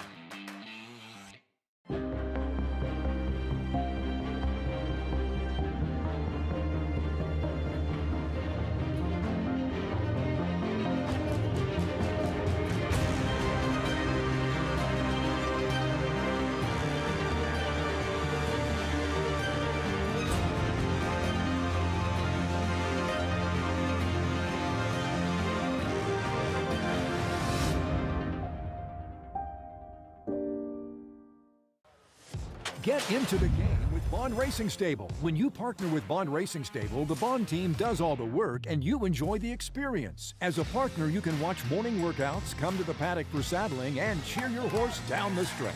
Bond Racing Stable offers more than 30 New York-bred weanlings, yearlings, and 2-year-olds in a partnership program that gets you to the winner's circle. Whether on your own or with friends and family, make Bond Racing Stable your racing partners. Go to jamesbondracing.com today. French jockey Flavien Prat has experienced success everywhere he's gone. He had become one of the most prominent riders in California before moving his tack to New York in the spring of 2022.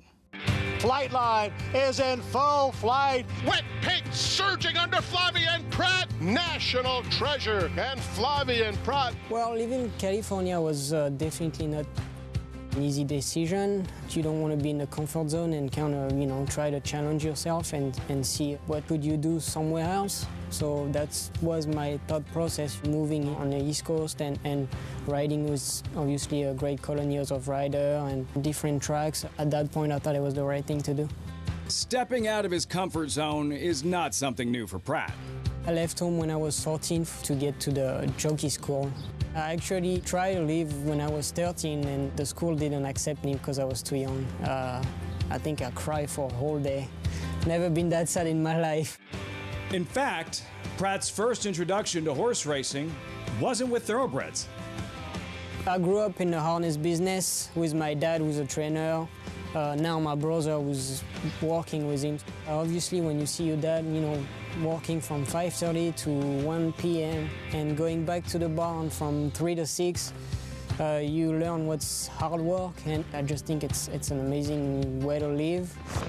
In France, it can happen where there's a racetrack where half of the card will be harness and half would be thoroughbred. I love to go on the weekend with my dad and see the thoroughbred and then went a few times to Longchamp with my mom and some friends. So yeah, it's always been in the back of my mind. Vasilika strolls home in the Royal Heroine.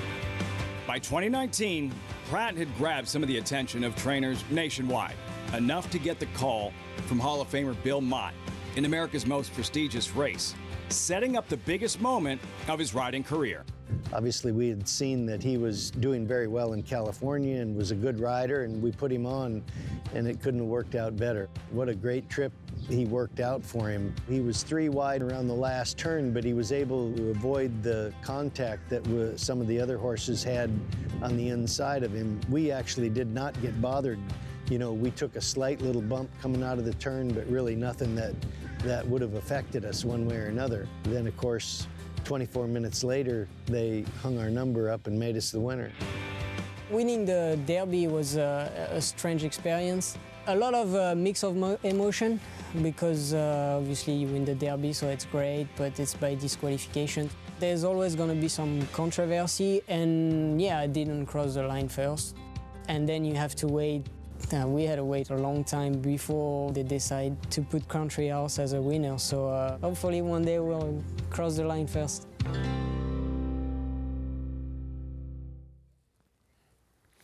Well, we've talked a lot about Flavien Prat, obviously an incredibly talented rider. See his mounts. He picks up Publisher for the Rebel, Banishing for the Razorback, Trevista as well on the card, and I believe Banishing. What do you do with Banishing, who's stretching out off of those huge wins sprinting for David Jacobson? If you believe he can clear in here and make the lead, and it's not impossible to think, but it just doesn't seem likely. There's a lot of horses that have a lot of ones in here, but he definitely has run fast in his last 2 starts. You can't argue with that. And he's run well going long before, Paulie. Yeah, he has. And if anybody can pull it off, it's the man on his back, Flavien Prat. He's going to have to nurse him around. I do think drawing the 2-hole, maybe he can save some ground. And if he doesn't get the front end, try to get that pocket trip and be able to finish. I do think he'll make a good account of himself. I just don't know if he can win. But right now, he's a hot horse. Here's the problem I have with him. As you look through his past performances, you see a bunch of single-digit efforts going around 2 turns where he didn't run well. Yeah. And that, to me, makes it a little bit concerning. But new barn, new trainer, sometimes new horse. He has been improving dramatically, running huge figures, and his last race was a big effort as well. We'll see how he stretched out. He's not the kind of exactly my cup of tea in here at a price. If I was going to bet Flavion's horses, I'd be more inclined to be interested in Publisher and the Rebel. Yeah, I mean, there's the... I'm right with you. Oh, we forgot about you, hi, Richie. Richie. How are you? I'm sorry, guys. I got cued to go. I didn't mean to step on anybody. I'm with you on Publisher. I actually bet on Publisher in the last race when he got completely stymied in traffic. And sometimes a horse gets checked and it's all over. He actually found his stride again, guys, and ran through the wire. And that's one of the benefits we have, being positioned where we are right by the finish line. You could see if a horse regains their stride. But he got stuck in behind American Promise, who got to wandering. And just took his ground. But I thought he had run on his mind. I thought he was going to finish. I'm not saying he was going to win, but I think he would have hit the board, and he certainly lost absolutely any chance.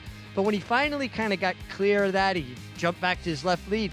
He actually started to try to run again, and he was never in a comfortable position. And when a big horse clips heels the way he did, normally speaking, it's over. They don't regain their stride at all. The fact that he did speaks of his athleticism. And like I said, this is a horse I liked last time at 53-1. Now, I don't think you're going to get 53-1, particularly with Flavien Prat. But he's a horse with ability, even though he is yet to find the winner's circle. I mean, the question with Publisher is whether or not you believe he's fully turned around. Obviously, American Promise did run well in the Southwest as well before getting run off his feet in the Risen Star, coming back in 2 weeks. That was a muddy track race. And last time out, I think we both feel he could have been much closer if he hadn't gotten in trouble, but would he have been there? Look, I have no problem with it. It's really a price situation. If we're just talking about him purely as an animal, then he certainly can take another step forward. He was progressing in that direction, improving in every start until he had the trouble trip last time. So I've got no problem with him moving forward. I just worry if he's going to be overbet. What price do you think he'll be, Paulie? I think about 9-1, 10-1, somewhere in that area with Flavien aboard. Because I think a lot of people will look, okay, this horse is a maiden still, okay? Well, You know I what mean, right. I mean, Sandman's going to take a lot of money. Madacat Road is going to take a lot of money in here. Who else is going to take a ton of money I think in this Cole race? Battle will take a little bit of money. He'll take money. Yeah. Speed King will take some money. Yes. But I'm not sure. It is interesting. I think after Madacat Road and Sandman, it's probably a little bit murky as to who's going to be third, fourth, and fifth choices. But it is a big field, and 8-1's not even a big price in a huge field. A fascinating race coming up this weekend as the horses are on the track for race number 8. They'll be going 6 furlongs, and right now, the favorite is the number 5, Friar Lawrence. The 1, Jackman, goes out for Steve Asmussen with Keith Asmussen riding. Yeah, I thought last time was involved in a quick pace, but kind of got shuffled back out of there. I'd want him to show a little bit more speed. Samurai Prince, the 2, Ramon Vasquez riding for Timothy Martin. Yeah, good race, 2 back. Not that good of a race. Maybe this horse will rebound. Stuart Shea saddles Born Flawless. Yeah, third start off a break. I'd like to say those are the best performances from horses. The 4 is Lundberg, Armando Hernandez, and Francisco Arrieta. Yeah, did some good racing in St. Louis and over at Hawthorne in Chicago. We'll see what happens today. Current favorite, Friar Lawrence, goes out for John Ortiz with Julian Leperoux. Yeah, I liked this horse at 5-2 on the morning line, thinking he might drift up, and not this short of a price. Aaron Shorter and Christian Torres team up on Alpine Thunder, the 6. That horse should not be 11-1. Sinner's Sin, a big price for Ron McQuett. Comes in, hasn't run since November. Manny Escoval rides the 8 higher standard for Bill Cowens. I like this horse a tiny bit here at 3-1. J.K. Sweezy saddles an old New York horse, Refua, coming off a big win last time. Didn't break well last time, but that doesn't seem to be a habit. And we round out the field with a long shot, chip off the old block for Michael Lauer. Yeah, 8 years old now. Just has not done much running last year. Has had 1 start this year. If he can get back to some of those old numbers, which would be about when he was like 6 or 5, that's why he's 26-1. What are you seeing on the racetrack, Richie? Yeah, we'll start down on the inside with the 1, Jackman. I'm always going to favor Steve Asmussen runners. They're just so well turned out. They're always going to catch your eye. He's got to work out a trip from the inside, but he does have speed, and sometimes he shows more speed than others. I think this would be a good time for Keith Asmussen to put him in the game and try to hold that rail position. He looks fantastic again. He is a 14-time winner, so he knows how to find the winner's circle. The 4, Lundberg, made a nice impression, but the 5, Friar Lawrence, your favorite, looks fantastic. You get Julian Leparoux. I would like to see Julian stay aggressive, too. I agree with Jonathan. He did get shuffled out last time, I thought, at a critical juncture, and he actually was kind of running again at the end. It was a little bit sneaky, but he was finishing again at the end. The 6 Alpine Thunder, from a physical standpoint, is absolutely a player, and he's got 2 races at Oaklawn, and they were 2 of his better efforts. If he can find that, and the fact that they reach out for Christian Torres. I will say this about Christian Torres. For a guy who's leading rider, he's not choosy. He wants to ride every race, it seems. It doesn't matter the price. He's like, put me in, coach. I want to be in the game. The 7, Sinner Sin, another one making a really nice impression, coming off of freshening since November. Again, we talked about it, Ron Marquette's barn, doing extremely well. This horse owned by the owner of the racetrack, Louis Sella. And then Refua, our old friend Refua, who is now 3 wins, 14 seconds, 6 thirds. I think he got an absolute amazing setup last time. Everybody kind of passed out the last 16th, and before he knew it, Refua was like, hey, I found the winner's circle. Can he get another setup like that, guys? Can he find himself in a position where, oh, hey, I'm here? Or maybe he just learned that it's fun to get your picture taken. I'll be a believer when I see it. I got to tell you, the more I look at the 7, Ron Marquette's runner, Sinner Sin, warming up, the more I like him. Thanks, Richie. I have absolutely no idea what Richie said, as my earpiece doesn't work. But what are we doing here? Richie likes the 7? He likes the 7. He talked about the 9 a little bit, talked about the 7. Paulie, I'm going to go with the 8, Higher Standard. I'm with you. I thought this horse ran very well last time. There's been 3 horses that come back out of it. The pace was quick last time. This horse was down on the inside. Now it gets to come to the outside, which I think is a much more comfortable trip from a forward standpoint. I'll take the 8, Higher Standard. I'm kind of with you. Billy Cowens, a lot of people don't know him. He's the trainer of Next, obviously the great distance horse.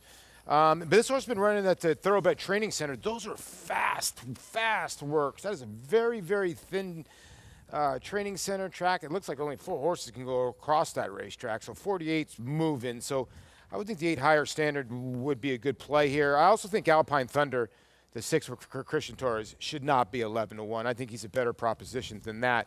At the end of the day, I like Johnny Ortiz. I think he's a good trainer. He's 2 for 64. And how do you take 5-2 on the 5? Well, I mean, he is a horse that has recent figures that are faster than these horses. Yeah, I mean, it. that's why he's favored. I get it what you're saying about the trainer. I understand. But you are talking about a horse that's coming off of speed figures in his recent efforts that are too fast for these horses. Is that not fair? Yeah, that is fair. I mean, you got an 82 and 85 bar. You're right there. I do think Samurai Prince is a horse that's getting underbet at 13-1, can run a similar type race. I just thought there was some other horse in there that can beat a horse like Friar Lawrence, especially when the trainer's not going that well. But you do make a good point. Friar Lawrence has got like 5 or 6 races that probably win this race on form. I mean, you mentioned Alpine Thunder. He's a horse that's got go-back races. I just wonder if he's completely fallen apart. His last 2 races, one at Aqueduct, one at Parks, are just complete zeros. Better horses, but zeros. Before that, he was in very good form. Yeah. What do you do with Refua? I don't like Refua. I just didn't think he was good enough. Yeah. 14 seconds, huh? 14 seconds and 33 starts. That's tough to do almost. I thought this was a race where almost all of them look the same. You've got to find somebody to price. You are going with the Going the 8 reluctantly at 5-2. I thought I was going to get a better price on the 5 than the 5 was, so that doesn't. Paulie? Yeah, I mean, I landed on the 8, but now with the price, I'd probably land on the 6. All right, see what happens. Matt Dinnerman with a call of race number 8. Refua, who's position 9. 1 back. Chip off the old block. Here's Chip off the old block coming up to the gate. He goes in. We're ready to go.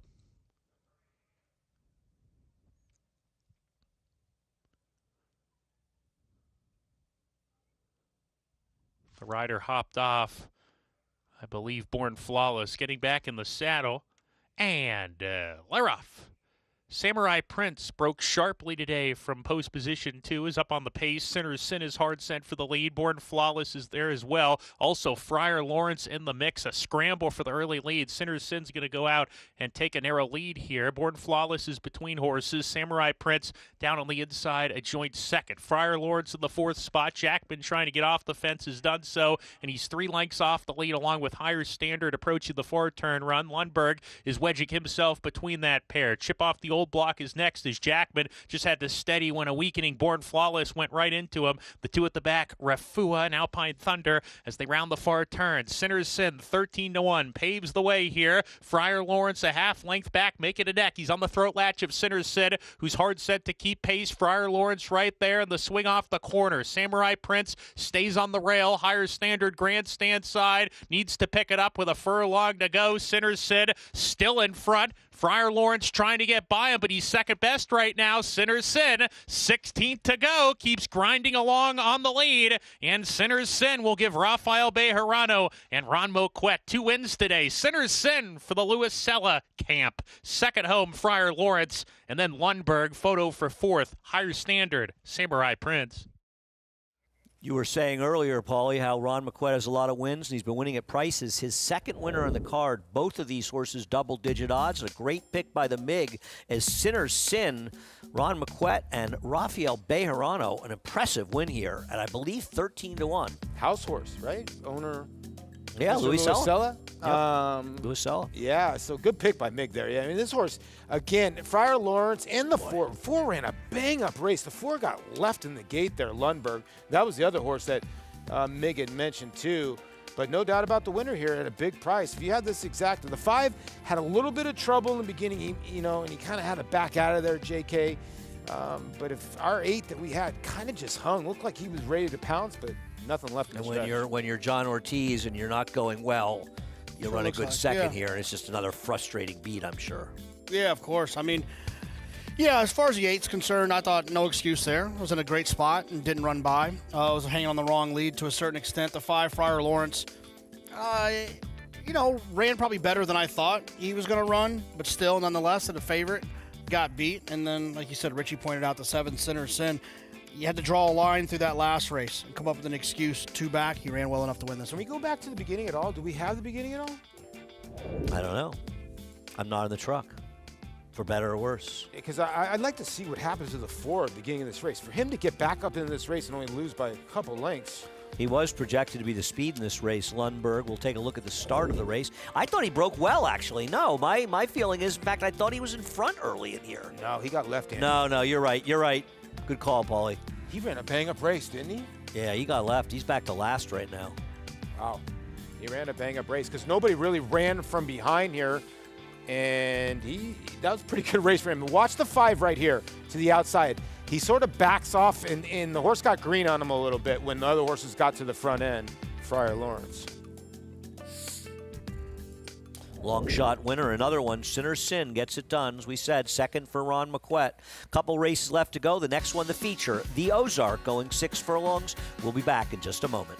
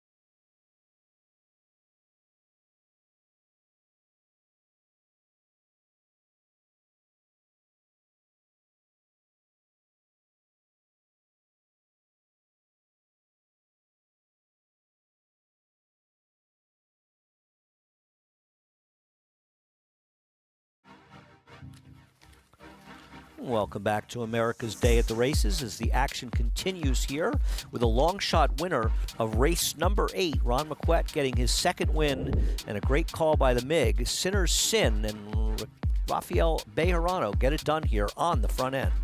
One thing about Rafael Bejarano, when he has a horse up front, he usually has some gas left in the tank. He's a little bit like Julien Leparoux. They always have something left, and he was able to have something left here, and a good pick like by MiG here at a nice little price here does beat your favorite. And if you're alive in this this pick 5, you're doing well, because that pick 3 was about $500 for 50 cents.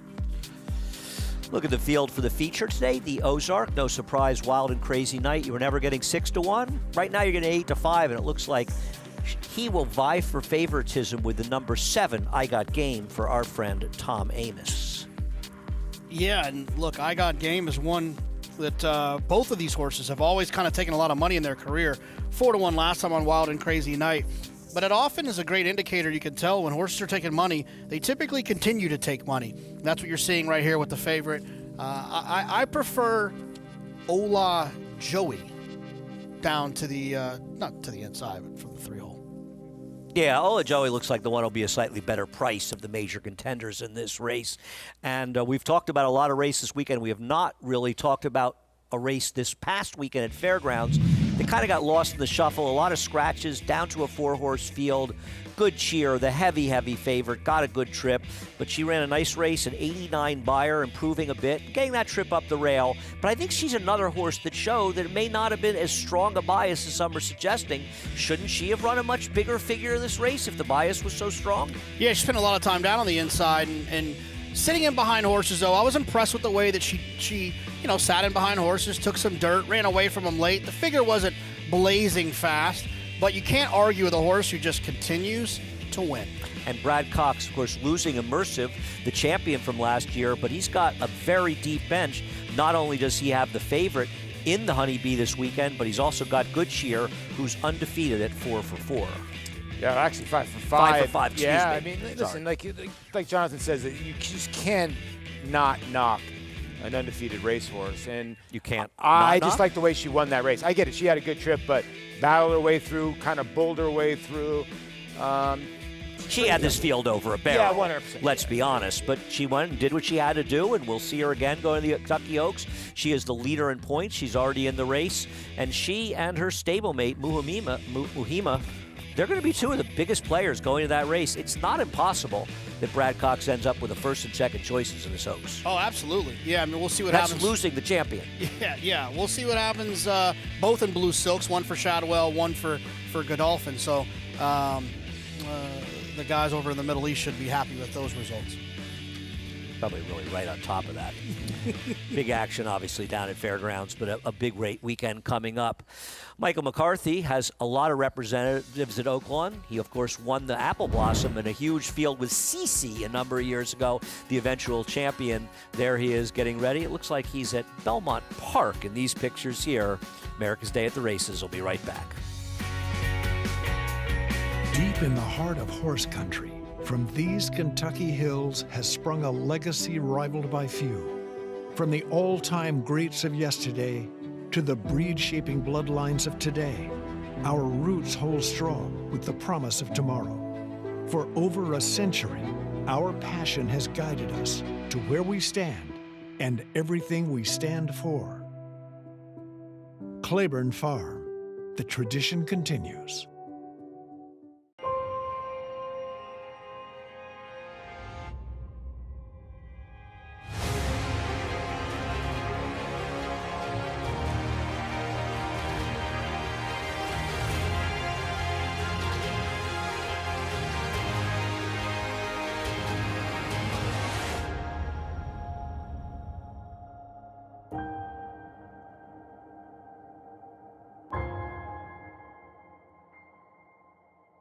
Introducing a stallion, as top class as they come. In 22 career starts, he won or placed in 12 graded stakes, competing in 15 grade ones, earning over $1.7 million.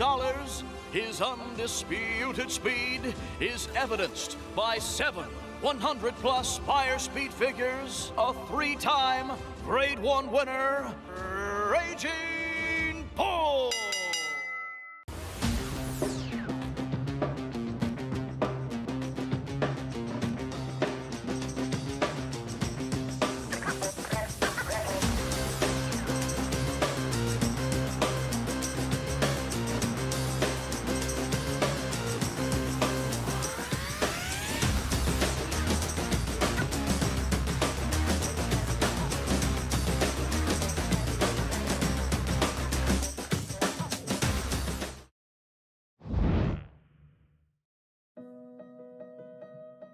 Many of the successes of Three Chimneys has, been done through partnerships, which is something that we've really embraced. But our most notable and significant partnership would be that of Gun Runner. He won his first 2 races, started at Churchill Downs, and then went on and took several of the Derby prep races. He took the Risen Star, the Louisiana Derby, and ran 3rd in the Kentucky Derby. He won the Grade 1 Clark as a 3-year-old. And then his 4-year-old campaign was absolutely brilliant. He won 4 Grade 1s that year, including the Stephen Foster, the Whitney, the Woodward, topped it off with a Breeders' Cup Classic win. And the next year, before retiring stud, he captured the Pegasus World Cup.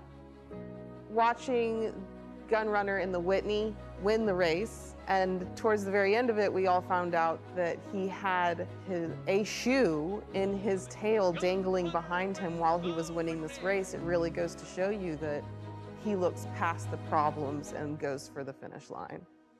It's been quite amazing what Gun Runner's accomplished so far as a stallion. To come out with this 2-year-old crop, you have a champion 2-year-old filly who won the Breeders' Cup. You also have Goodnight, who was a Grade 1 winner at 2 in the Hopeful. And then the next year, they just keep coming out running, and it's, different horses. You have an Arkansas Derby winner, you have a Preakness winner, a Pennsylvania Derby winner with Cyberknife and Early Voting, Taba, even a Cotillion Stakes winner with Society, and to have 6 first crop Grade 1 winners is very significant. And in the 2022 Haskell, Gun Runner finished 1-2 in that race with Cyberknife and Taba. So it's very exciting. He's got this wonderful, he knows how special he is attitude about it, and it really kind of makes us feel like we're real special too. So that helps the morale of the group. Three Chimneys being a part of Gun Runner's race career, and then getting him to see him come here, stand as a stallion, and experience the success that he's had. It's really come full circle. It feels very prestigious to be able to say that we manage Gun Runner.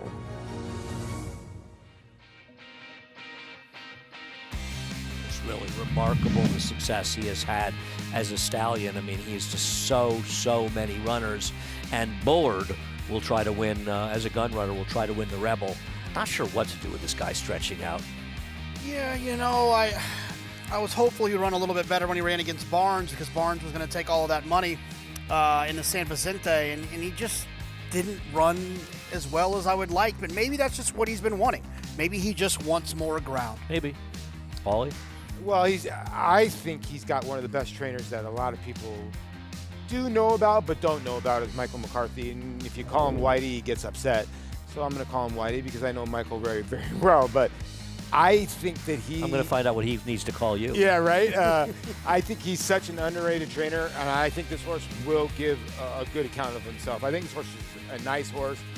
Umberto Rispoli, I wonder what he's going to do. Is he going to push forward with this horse or not? We'll see. But I think this horse has got a little talent. Yeah, I don't think he's a speed in this race. I think they'll be outrunning him early, but how fast the pace is. And people not familiar with Michael McCarthy worked for Todd Pletcher for years, been out on his own for a while, but he is an exceptional trainer, I agree, and trained the champion CC among his many, many good horses. Oh, outstanding. City of Light. Yeah.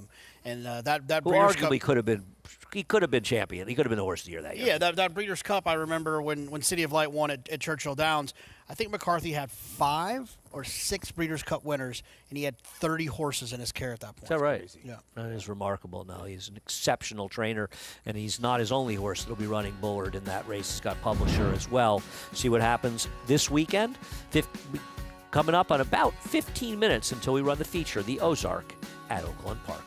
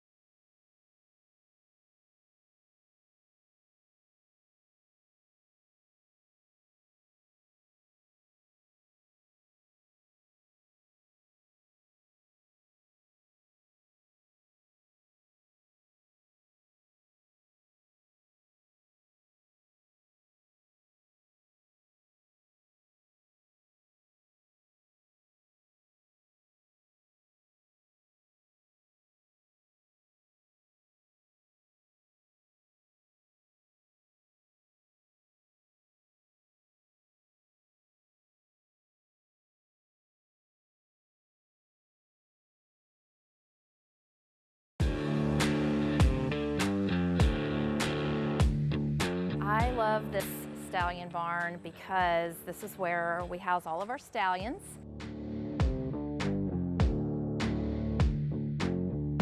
And it's a favorite amongst everyone that comes on tour because they get to meet and greet some of their favorite horses that they saw race or are fans of their progeny. So this is Midnight Lou. So these boys are always expecting a mint. Yes, they know when we're coming, don't ya, on these tours. Of course, Loggins is our newest stallion. So son of Go Zapper. Yes, I know. Very handsome, very youthful looking. I like to come when the stallions are coming in from their paddocks. So I get to see them all parade in, and Violence comes in every day, very proud. So I enjoy watching them come in and go into their different stalls, and that happens around noon each day. Violence, I would say, stands the proudest, looks the tallest, even though he's not. If you wanted to draw a picture-perfect stallion, this is what you draw a picture of. He's a beautiful stallion. A little bit aggressive. Clean your mouth out, charlatan. You're messy. This is Charlatan. They call him Charlie in the barn. That's his nickname. So, fun fact about him. Full of personality. And here is the horse of the year, Go Zapper. Of course, he's the legend of the barn. He's 24 years old. We had no intention of moving our stallion division here when we first purchased Alapa. And when the decision was made to move the whole operation here, we had 6 months to be out of the Lexington facility. So we had to construct that breeding shed and get all of these paddocks up so that we were ready for breeding season for our stallions. So I would say that Good Magic is probably the kindest, gentlest stallion in the barn. We're really proud of Good Magic and excited about his future. Of course, he had Mage win the Kentucky Derby in his first crop. We look forward to everything that's coming up from this guy. Curlin. Here, buddy. Hi, handsome. So here's Curlin. Consider him the king of the barn. Hi.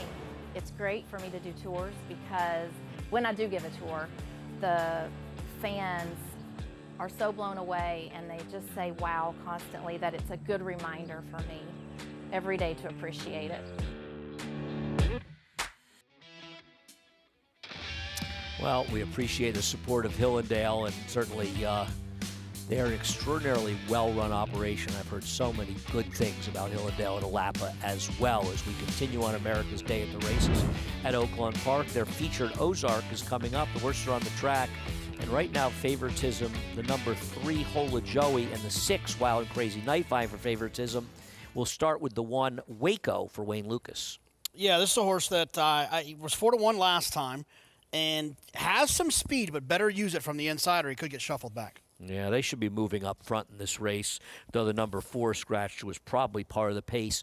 The 2, Farley Hall, another horse who can be forward for Ruben Alvarado. Yeah, a horse that ran a good race last time out behind the 1, Waco. Good third-place finish.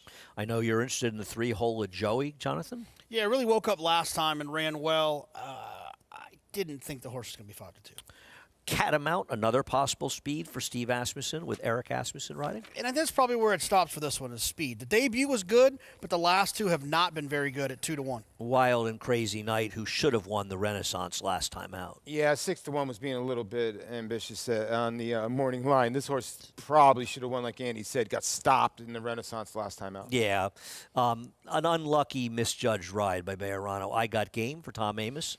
Yeah, it was odds on when winning 2 starts back, and then ran second last time in an off-the-turf race. And the horse who beat him last time, Innova, on the outside for Mike Stidham and Christian Torres. I just think this horse is extremely overbet. Got a win last time in an off-the-turf race. The race prior to that was the maiden win with a slow figure with a great setup. I thought this horse was going to be favored based on the morning line. Obviously, at 4-1, it's not the case, but I'd look elsewhere. Just seems like with more pace, I Got Game has a better chance than him today. What are you seeing out there, Richie?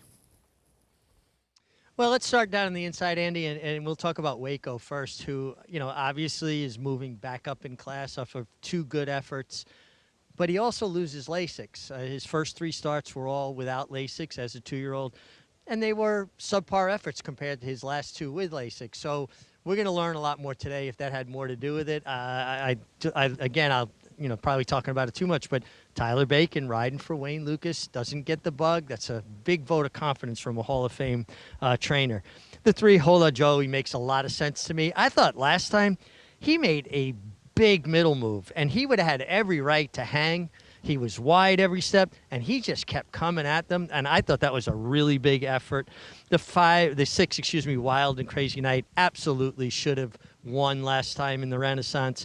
He's a horse not coming off of Lasix. He's never competed on it, so he's going to, give you his A effort without it. Was talking with Dan Ward in the paddock, his conditioner, and he said the same thing. He says with a clean trip, he doesn't think he can lose, and really that's the way it looked last time. And I would be remiss not to mention the 9 Innova, if I'm saying that properly. Man, this is a flashy chestnut son of Frosted, making a beautiful physical impression, and I think he's really interesting. One of his owners, Marty Hernan, am I saying that correctly? Is an NFL executive. This is his first horse he's ever owned. Spoke to him in the paddock. He's super excited. Big fan of our show too, guys.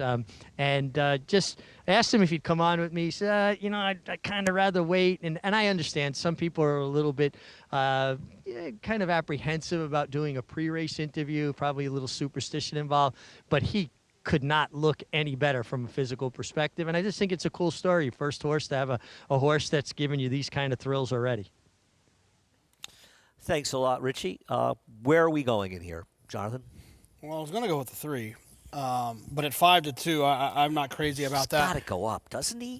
I would take this. Look, I know this is a little bit sitting on the fence, but I'm just being honest. I would take the 7 at this price currently at 4-1. Versus the 5-2 on the 3. I thought the 3 was going to be, 4-1, 5-1. I thought the horse would be a little bit forgotten. It's interesting. The pick 3s, the 7 and 3 are a similar price to the favorite, and the 6 and 9 are sort of 3rd and 4th choices, whereas in doubles, the 7 is favored by pennies over the 6, and the 3 is the 4th choice.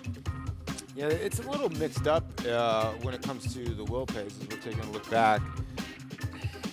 I'm with Jonathan a little bit. I Got Game for Tom Amoss. I think the blinkers has turned the horse around a little bit. That off the turf event, I think the Innova got away from him. I think he'll run a better race. The one Waco, that was a good effort last time out. He's won 2 in a row. The 3's probably the horse to beat. The 6 is probably going to get overbet because of what happened last time. And when somebody tells me the horse can't lose, I think I'm going to bet again. So I don't know why people say that. Yeah. So to me, the 7 at 4-1, I'm kind of with Jonathan. I think that's kind of the price. Although I do like the 3. I think the 3 could be tough. I think it's highly unlikely the 7 is anywhere close to 4-1 at post. I'll be surprised if the 7 is over 5-2 by the time this race goes off. That could be true. Well, then in that situation, look, I could be wrong, but I'm looking at Maltese, and I feel like he's the one who's going to get bet. I recognize that I am completely straddling the fence here. But it's really about the price for me. I think the 3 and the 7 are the interesting horses. I have no interest in the 9. At what I would imagine will be a little bit shorter than that price before it's all said and done. I don't need the 6 necessarily at 5-2. I'm just going to keep an eye on the 3 and the 7. And frankly, the great thing about this game is you can play doubles. If you like a horse in the last, you can use the 3 and the 7, and basically stay on that fence into a horse you might like in the last. Well, there is somebody up here who does like a horse in the last, and that's me. The one horse that I like all day today is the number 10, Pops Reward, in the last race. I recommend that people go back, and if you're a member of Naira Bets, you can watch the replay. Watch the replay of his last race, and he got bet in his first start for Randy Morse, and I believe he ran extremely well. If he breaks today, and I worry because he did get left badly, if he breaks today, I'll be surprised if he loses. Which Randy Moss, the football one or the Beyer speed figure one? For me, there's only one Randy Moss. It's my man Randy Moss, who works for Beyer Associates as well as NBC. It's a great man. I'm in agreement with you, although I am a Price is Right person. I do Plinko Chip is the other horse in there. Yes, Price is Right. That's Frank Miramati's show. It is true. I forgot. Yeah, my man. Kidding me? You love some Plinko. Which is the Plinko chip? Is that a what Price is Right thing? Yeah, it's a Plinko game. Yeah, chip. I just think that I've only seen it maybe you not put the in 40 Plinko chip years. in and it goes down. You never seen that, Andy? You watched way too much Jeopardy. Well, Jeopardy is a good show. It is a great show. It's a good show. You liked Jeopardy. You liked Jeopardy last night on SNL, right? Oh, that was Eddie Murphy is just. I mean, people forget the talent. I think how funny and talented Eddie Murphy is. He's one of the funniest people of all time. I mean, obviously, the original cast on Saturday Night Live. And, I'm a lot older than you guys. When I was in high school in the 70s, you go to parties on a Saturday night, and the party would stop at 11:30, and everybody would go to the TV and watch the Saturday Night Live. Yeah. You did not miss Saturday Night Live back in the 70s, for good reason. It was incredible. Who do you think the best news anchor was? It Chevy Chase? No. I think all of them have been great. Yeah, actually. all been great, right? Yeah, I think they're all good. I like that big Seth Meyers fan, actually.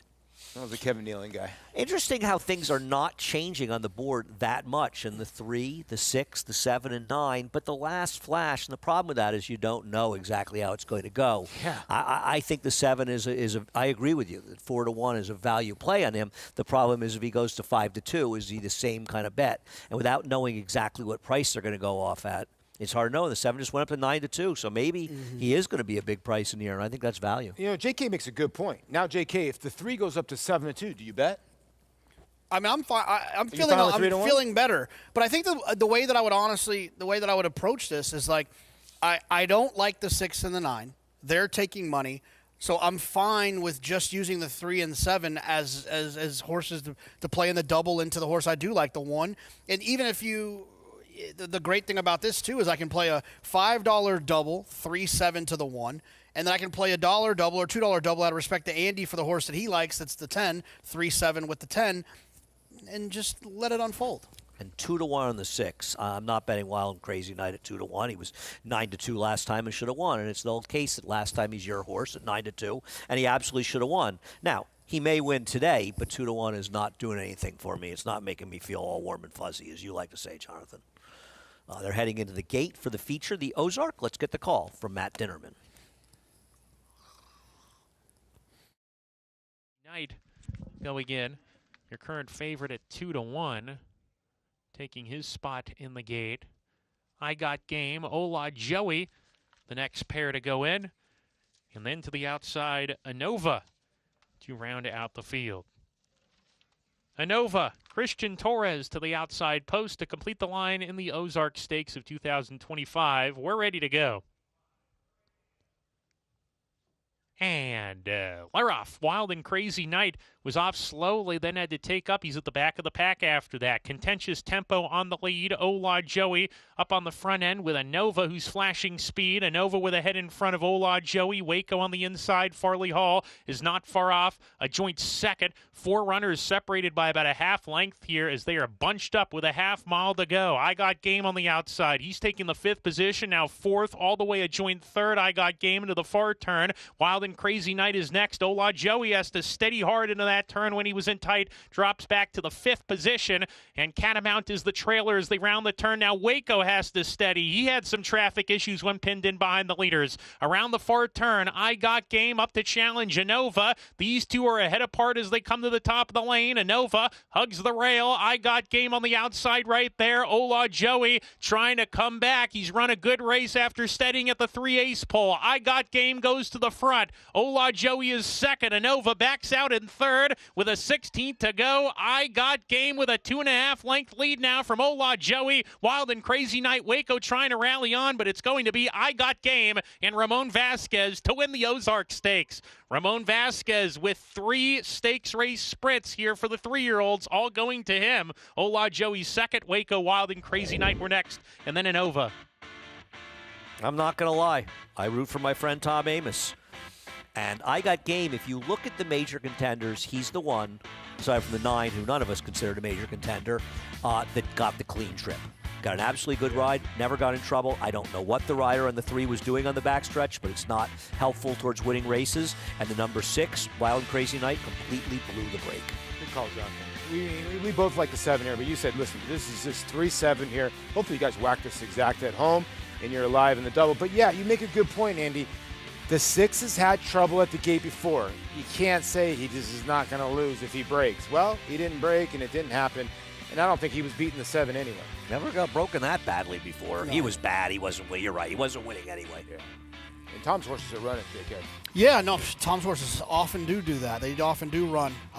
It's one of those deals where, like, I didn't love the 7. I had the 3 circled. I just, at the prices that they were going off at, it just felt like there was an opportunity with those. He ended up 3-1. He went Yeah. from 7-2, and here's the overhead view. And I think the 6 just kind of blows the break. I think he might have had some trouble after it, but I just thought he came out slowly. He comes out like kind of No, slowly. he came out slow. Yeah, he came out slowly. Lost his position. They often get squeezed when they come out slow because the door closes, but he came out slow. But you make a good point. The 3 broke so sharply out of the gate. Alberto Pusac decided just to grab a hold of him immediately. Watch the 3. 3 outbreaks the whole field. Yeah. And he decides to grab the horse, and he put the horse more in harm than he did. No question and about I get it, but no, this is what Mig. This is the opposite of what the Mig talks about getting your position going forward. He got that natural position with the break like that, and I don't think we're saying he would necessarily would have won, but he definitely minimized his horse's chances, I would say. The 9 kind of came over him. He steadied out of there. I thought he was courageous to run second, to be honest with you. No, I think he ran well in here. I don't know if the Mig has any thoughts about it, but I thought, whether he would have won or not, I don't know. But you look at it, and the one horse that had the clean trip was the 7 horse. True. Richie, got any thoughts? Yeah, I mean, I think it's just a prime example of what you're saying. He was going backwards at a critical juncture when you need to hold your position going forward. And it allowed the 7, I Got Game, to get the drop on him. And he, in essence, he got shuffled back. Never take anything away that comes easy. He wasn't sending him. He broke. The horse took him there. Let him be there. I'm with you. Listen, I Got Game was very good. And maybe he's the best horse on the day anyway. But you didn't give your horse the best opportunity by putting him in that position. Yeah, I mean, there are a lot of things I'll always remember about Richie, but I think that Richie's statement, getting your position going forward as far as riding, is about as succinct and accurate a statement as you can make about riding. I think sometimes he simplifies something that people like to overcomplicate. Well, I think Richie puts it in certain terms that as an athlete, listen, when something's handed to you, when you break on top, go with it. It's just Don't like take it away from you, It's right. like when I guessed fastball, Andy, and I got it. I got to hit it. You know what I mean? Like, whoa, I guessed right. Here it is. If you're going to guess. Exactly. Make sure you take advantage of your right. So it's the same thing. Like, you got to make that reactive decision of, oh, I just broke on top. Let's go.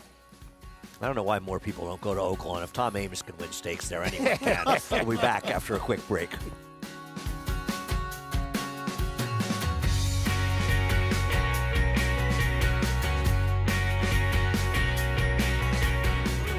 Legendary Arrowgate and the speed and stamina of the sire of sires, Uncle Mo.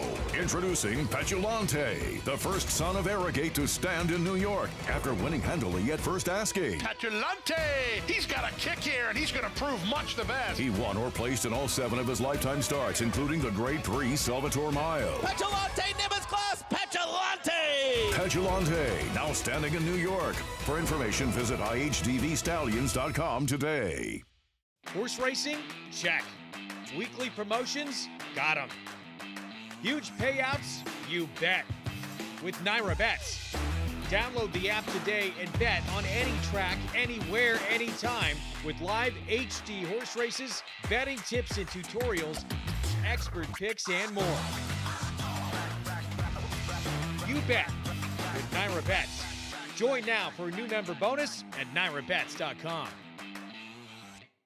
Nominate now for this year's Fasig-Tipton Selected Yearling Sales.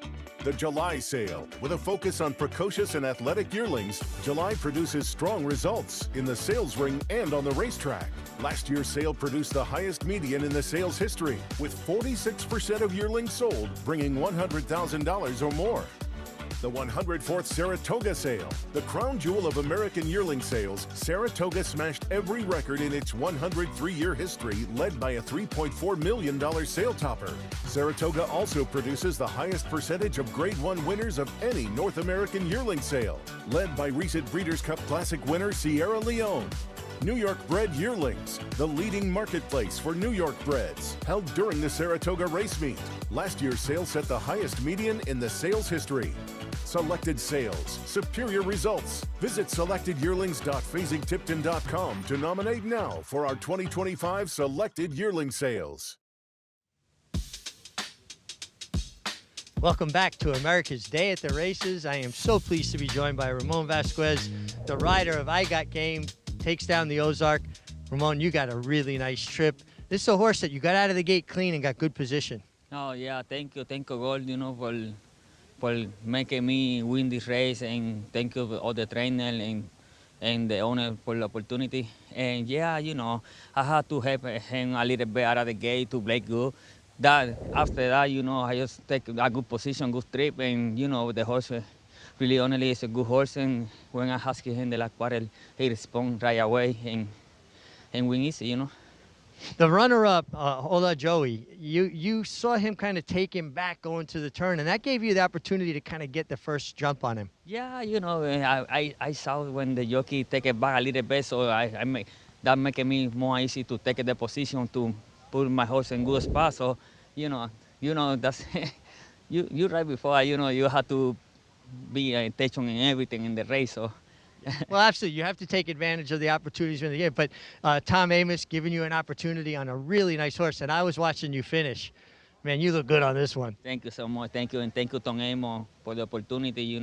I know he's a good trainer. That's a good opportunity to ride one of the good horse for him. And Ramon, your good luck charm is here today. So your mom was right here in the winner's circle with you. Yeah, my mom here with me. She coming with me. And she, she one of my lucky. All my family always supports me. My kid, my wife, everything. Congratulations, great job, guys. Ramon Vasquez. Well, he rode I Got Game, but he's got game too. No question about it. He's the one guy comes out of this race unscathed. Yeah. Got the right trip, and he knew, because the last thing you want to do is blow it for Tom Amoss. You're going to get a tongue lashing. You got to give Ramon credit. Listen, he went out to Good California. rider. He tested there. He rode well. He's kind of those guys that's kind of chameleon. He can go anywhere and ride pretty well, and he's shown that he can ride it with the best, especially at Oaklawn. $8.80. I'm sure Tom was at the $50 window for that one. He didn't call Picking any up of us. tickets, or well, when or Tom betting? doesn't text you, he's betting. Yeah. Really? Yeah. Do you really want Tom's opinion? No, do not call Tom for his opinion. He will get upset. We're happy to see Tom get the money as I Got I love Game calling Tom. gets the job done in the Ozark, and we look forward to seeing Tom. It won't be long before he's up in Saratoga with us, and it's always a lot of fun to have him around. And one thing about Tom, he can take a joke. Race number 10, we got a full field of 12. I am strong here. I am alive in the double with the number 10 Pops Reward, and I mentioned to try to watch that replay of that race. I am confident if this horse can break cleanly, he runs back to that race, he is going to be a handful in here. Live in the double. Looking forward to that race. Race 10 coming up. Cherie DeVoe, she has some very interesting horses coming up on the Rebel Day card, and obviously last year, a real breakout year for Cherie. Looking forward to hearing from her when America's Day at the Races continues.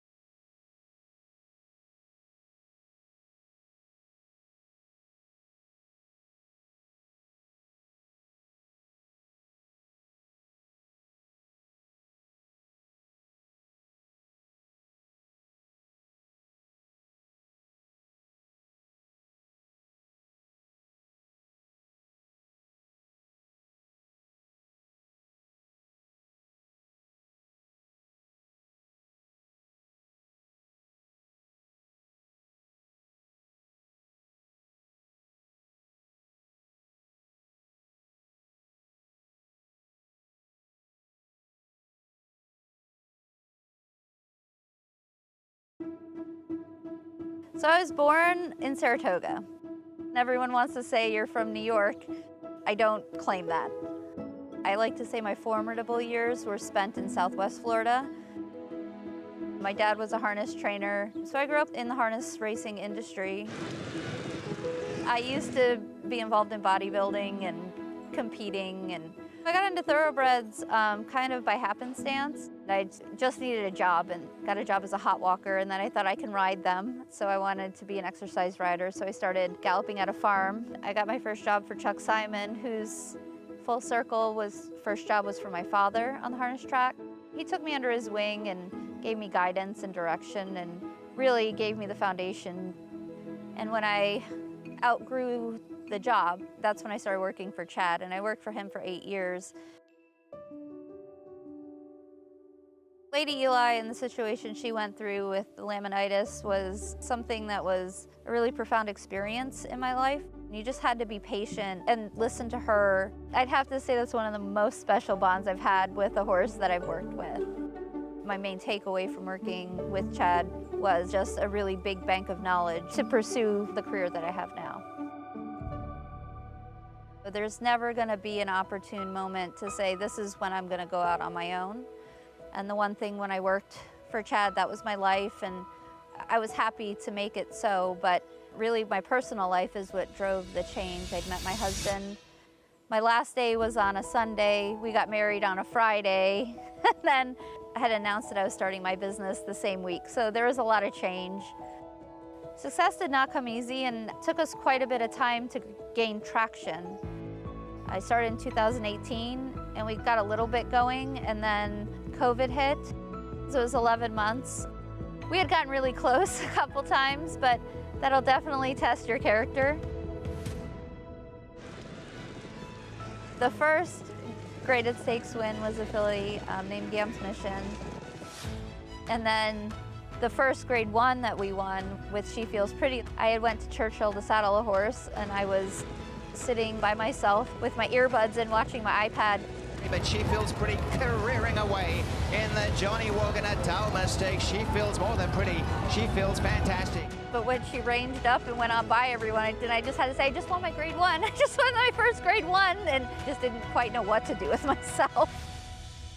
I can say that I'm really proud of how things have grown. I just don't have it in me to say, well, I'm successful, because I just still feel like there's so much more to do and so much I would like to achieve, but also trying to really enjoy where we're at now.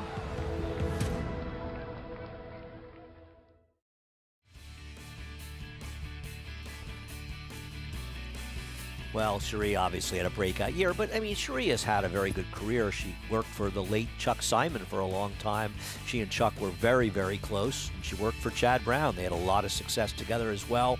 And last year, like we said, a breakout year, and She Feels Pretty is a tremendous filly and could have a very, very good 4-year-old year. Oh, yeah, she got good at the right time. She added the blinkers, and it kind of was like the coming out party for her. She'd had some bad trips, too. She's had some less than terrific trips. I agree. And she's a very good conditioner. I mean, she really is. And she's really made it to a point that I am by myself. I didn't learn under anybody else. She wants to let everybody know that. But, yeah, she's taken a big step where her horses, and then she won a big Breeders' Cup last year, too, as well. Yeah.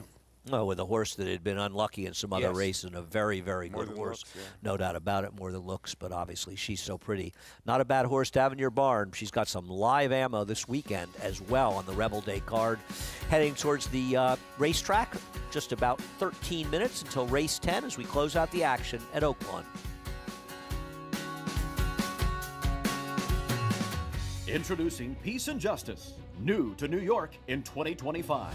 A proven sire with over 200 wins, 16% wins per starts, and one of only 2 New York-based stallions to have a graded stakes winner at Saratoga in 2024. Now, with 3 different racing surfaces coming to New York, and with New York breds running for equal purses as open company, Peace and Justice is the sure choice for 2025. Peace and Justice, now standing at Irish Hill and Duchess View Stallions in New York. New York breds. Race them. Respect them. Bet them. Respect them. Breed them. Respect them. Buy them. Respect them. Train them for a second career. Respect them. Join us in respecting thoroughbreds at every stage of life. Learn more at nybreds.com. It's America's original sport, and no one covers it better than americasbestracing.net. From the sport to the lifestyle, the best races, horses, and destination venues, cocktails, gambling, fashion, and more. americasbestracing.net is a sport for you.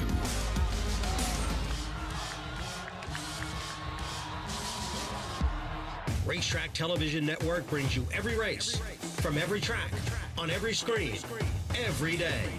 With monthly packages starting as low as $5, RTN gives you great value and access to more live HD streaming and race replays than anyone. Visit RTN.tv today to sign up and watch on almost any device, including Roku and Amazon Fire.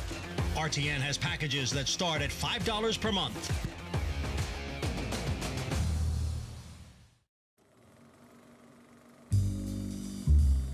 The Kentucky Derby is America's most recognized race. Anybody you speak to in America will know what the Kentucky Derby is and the first Saturday of May and what that means. Everybody in this country is tuned in and across the world to one day where horse racing is the premier sporting event in our country.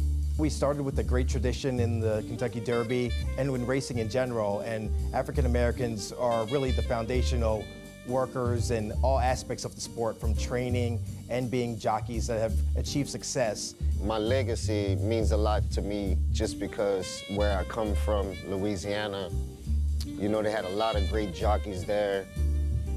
It made me feel very important walking through that tunnel and realizing that 15 other great African-American jockeys that came through this tunnel and win this race. And to be a part of that and shine light on African-American jockeys, it really do make me want to get back there, just where, you know, some kid can see me do it again and where they can feel like they can do it. You know, it's not just one way in the sport. To see Kendrick be able to compete in such a prestigious race, but he's also to carry that mantle from the early tradition of the African-American jockeys that competed and won the Derby, to see him be able to ride in that race and represent not only New York, not only his family in Louisiana, but as well African-Americans, and be able to carry that honor. It was a quite special moment. It's nice to know that we had a lot of guys that are intricate in this sport. In the jockeys' quarters, at least half of them were African American, and some of them were the best jockeys, like Isaac Murphy, and they had a race that they named here, Jimmy Wingfield Stakes, is named after a famous African-American rider. It's essential that the great African-Americans that have participated in horse racing are still celebrated. Kendrick's success and other African-American riders today all started with the trials and tribulations and the success achieved by early African-American riders. For me in my career, it would be West Virginia, Charlestown, Classic, Jeff Ronco, Researcher. That's when I knew I could arrive. It is Researcher Kendrick Carmouche, and the track record holder has got the lead, and another hometown favorite wins the Charlestown Classic. That's when I started believing. That was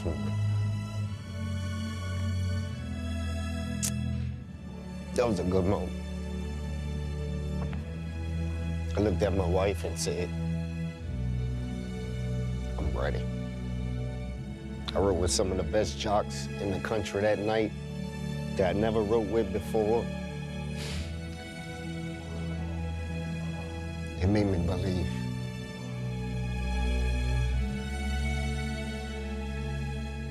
Well, obviously the African American community has had a big impact as far as riders were concerned. But, you know, it's almost ridiculous that we have to remind people of their importance in society as well as this game.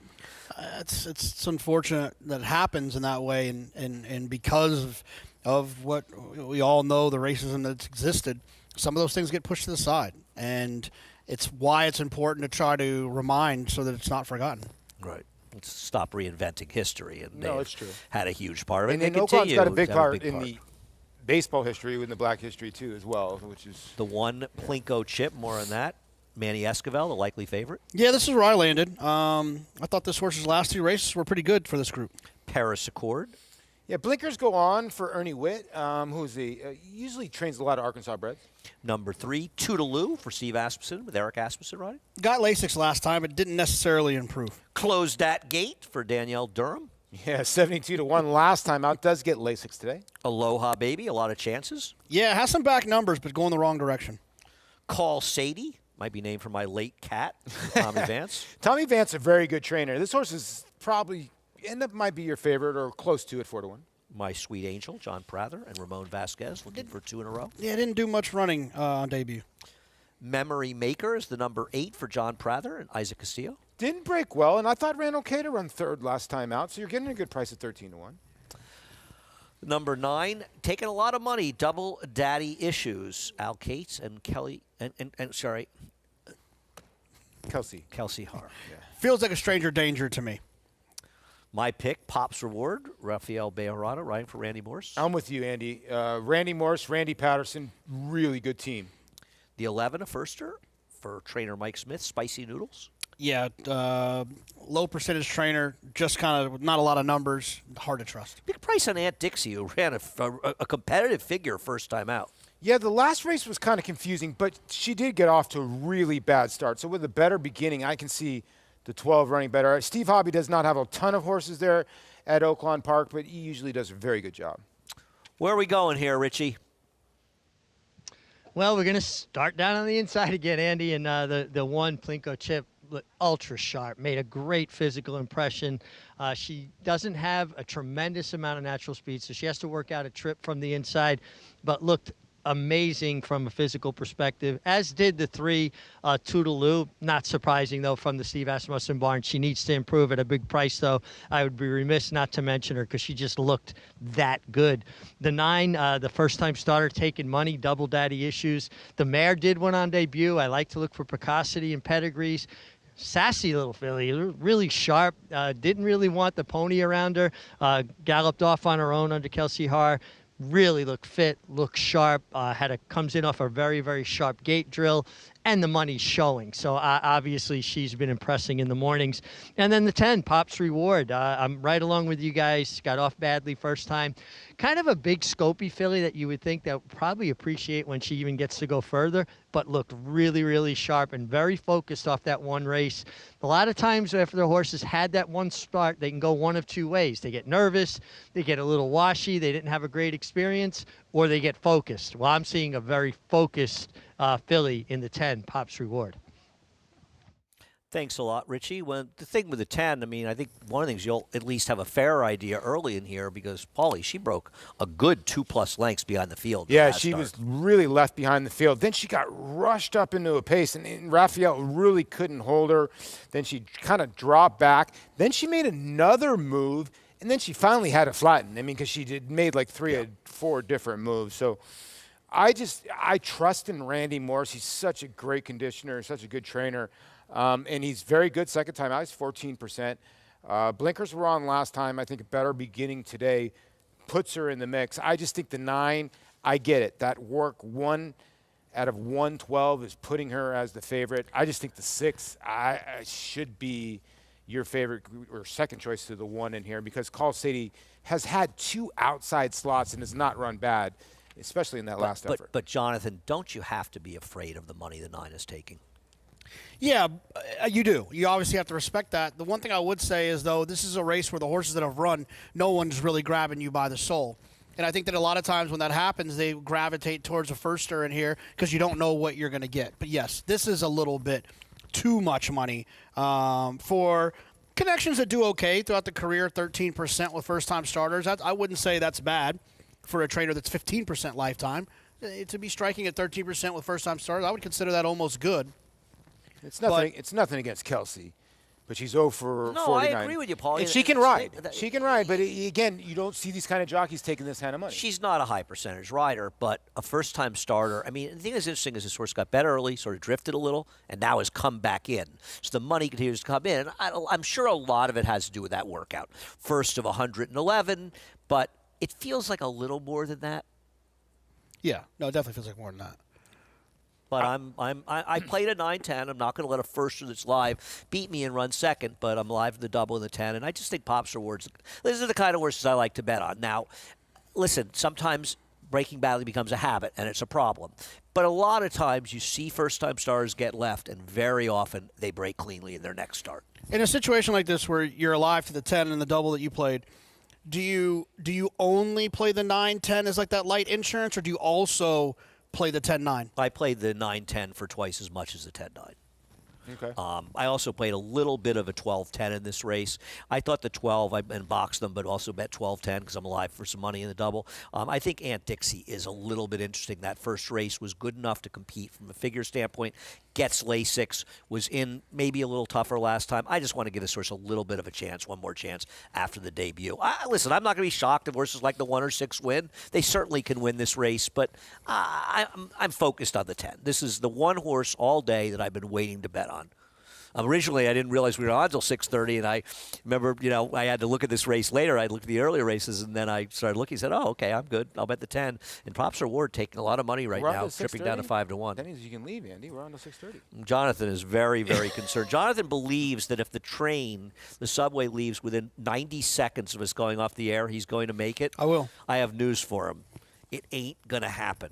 I'm swift. He thinks he's a University of Texas wide receiver that he can get to the train there. No, I'm not that fast. Well, I got the over on 5:32 when this race actually goes off. I think I'm going to win that. And we're going to have an extensive couple interviews, Bobby, after it. Richie, maybe talk to the trainer, jockey, owner, a couple of people leaving the track, maybe go in the casino.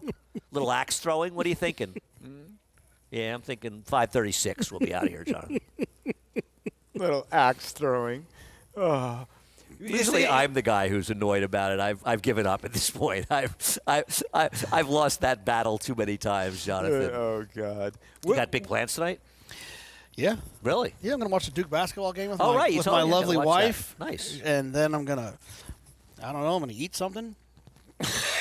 Big night. It's a big night. Giant night. Duke basketball game I'll and tell you eat what, something. Duke if you don't think something. that Kinchin's got an exciting life, you got a little window. Oh, my God. How incredible his life is. Duke basketball, I'm going to watch them tonight, too. 8 o'clock, What's right? the most you can make with a Plinko chip? 10,000? Oh, I don't. There's a 10,000 on the Plinko chip, right? I'd have to ask Miramati that one. Frank Miramati, of course, who calls for us in Saratoga, was on The Price is Right last year. He said he went there because his girlfriend wanted him to go, and he ended up on the show. I think he's lying. It's after 5. He did win. He did. He won a trip. I think it was a trip to Hawaii, I believe. And then the trip to Saratoga? He did not win that. He won that in another respect. We're heading into the gate for race number 10. We close out the card. Matt Dinnerman will have the call.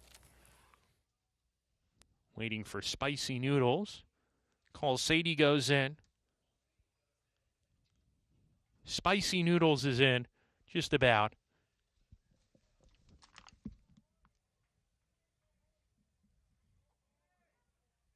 One back. Aunt Dixie to the outside. Goes in. We're ready to go. And Laroff in the finale. Pop's Reward put into play early as a share of the lead with Toodle Doo.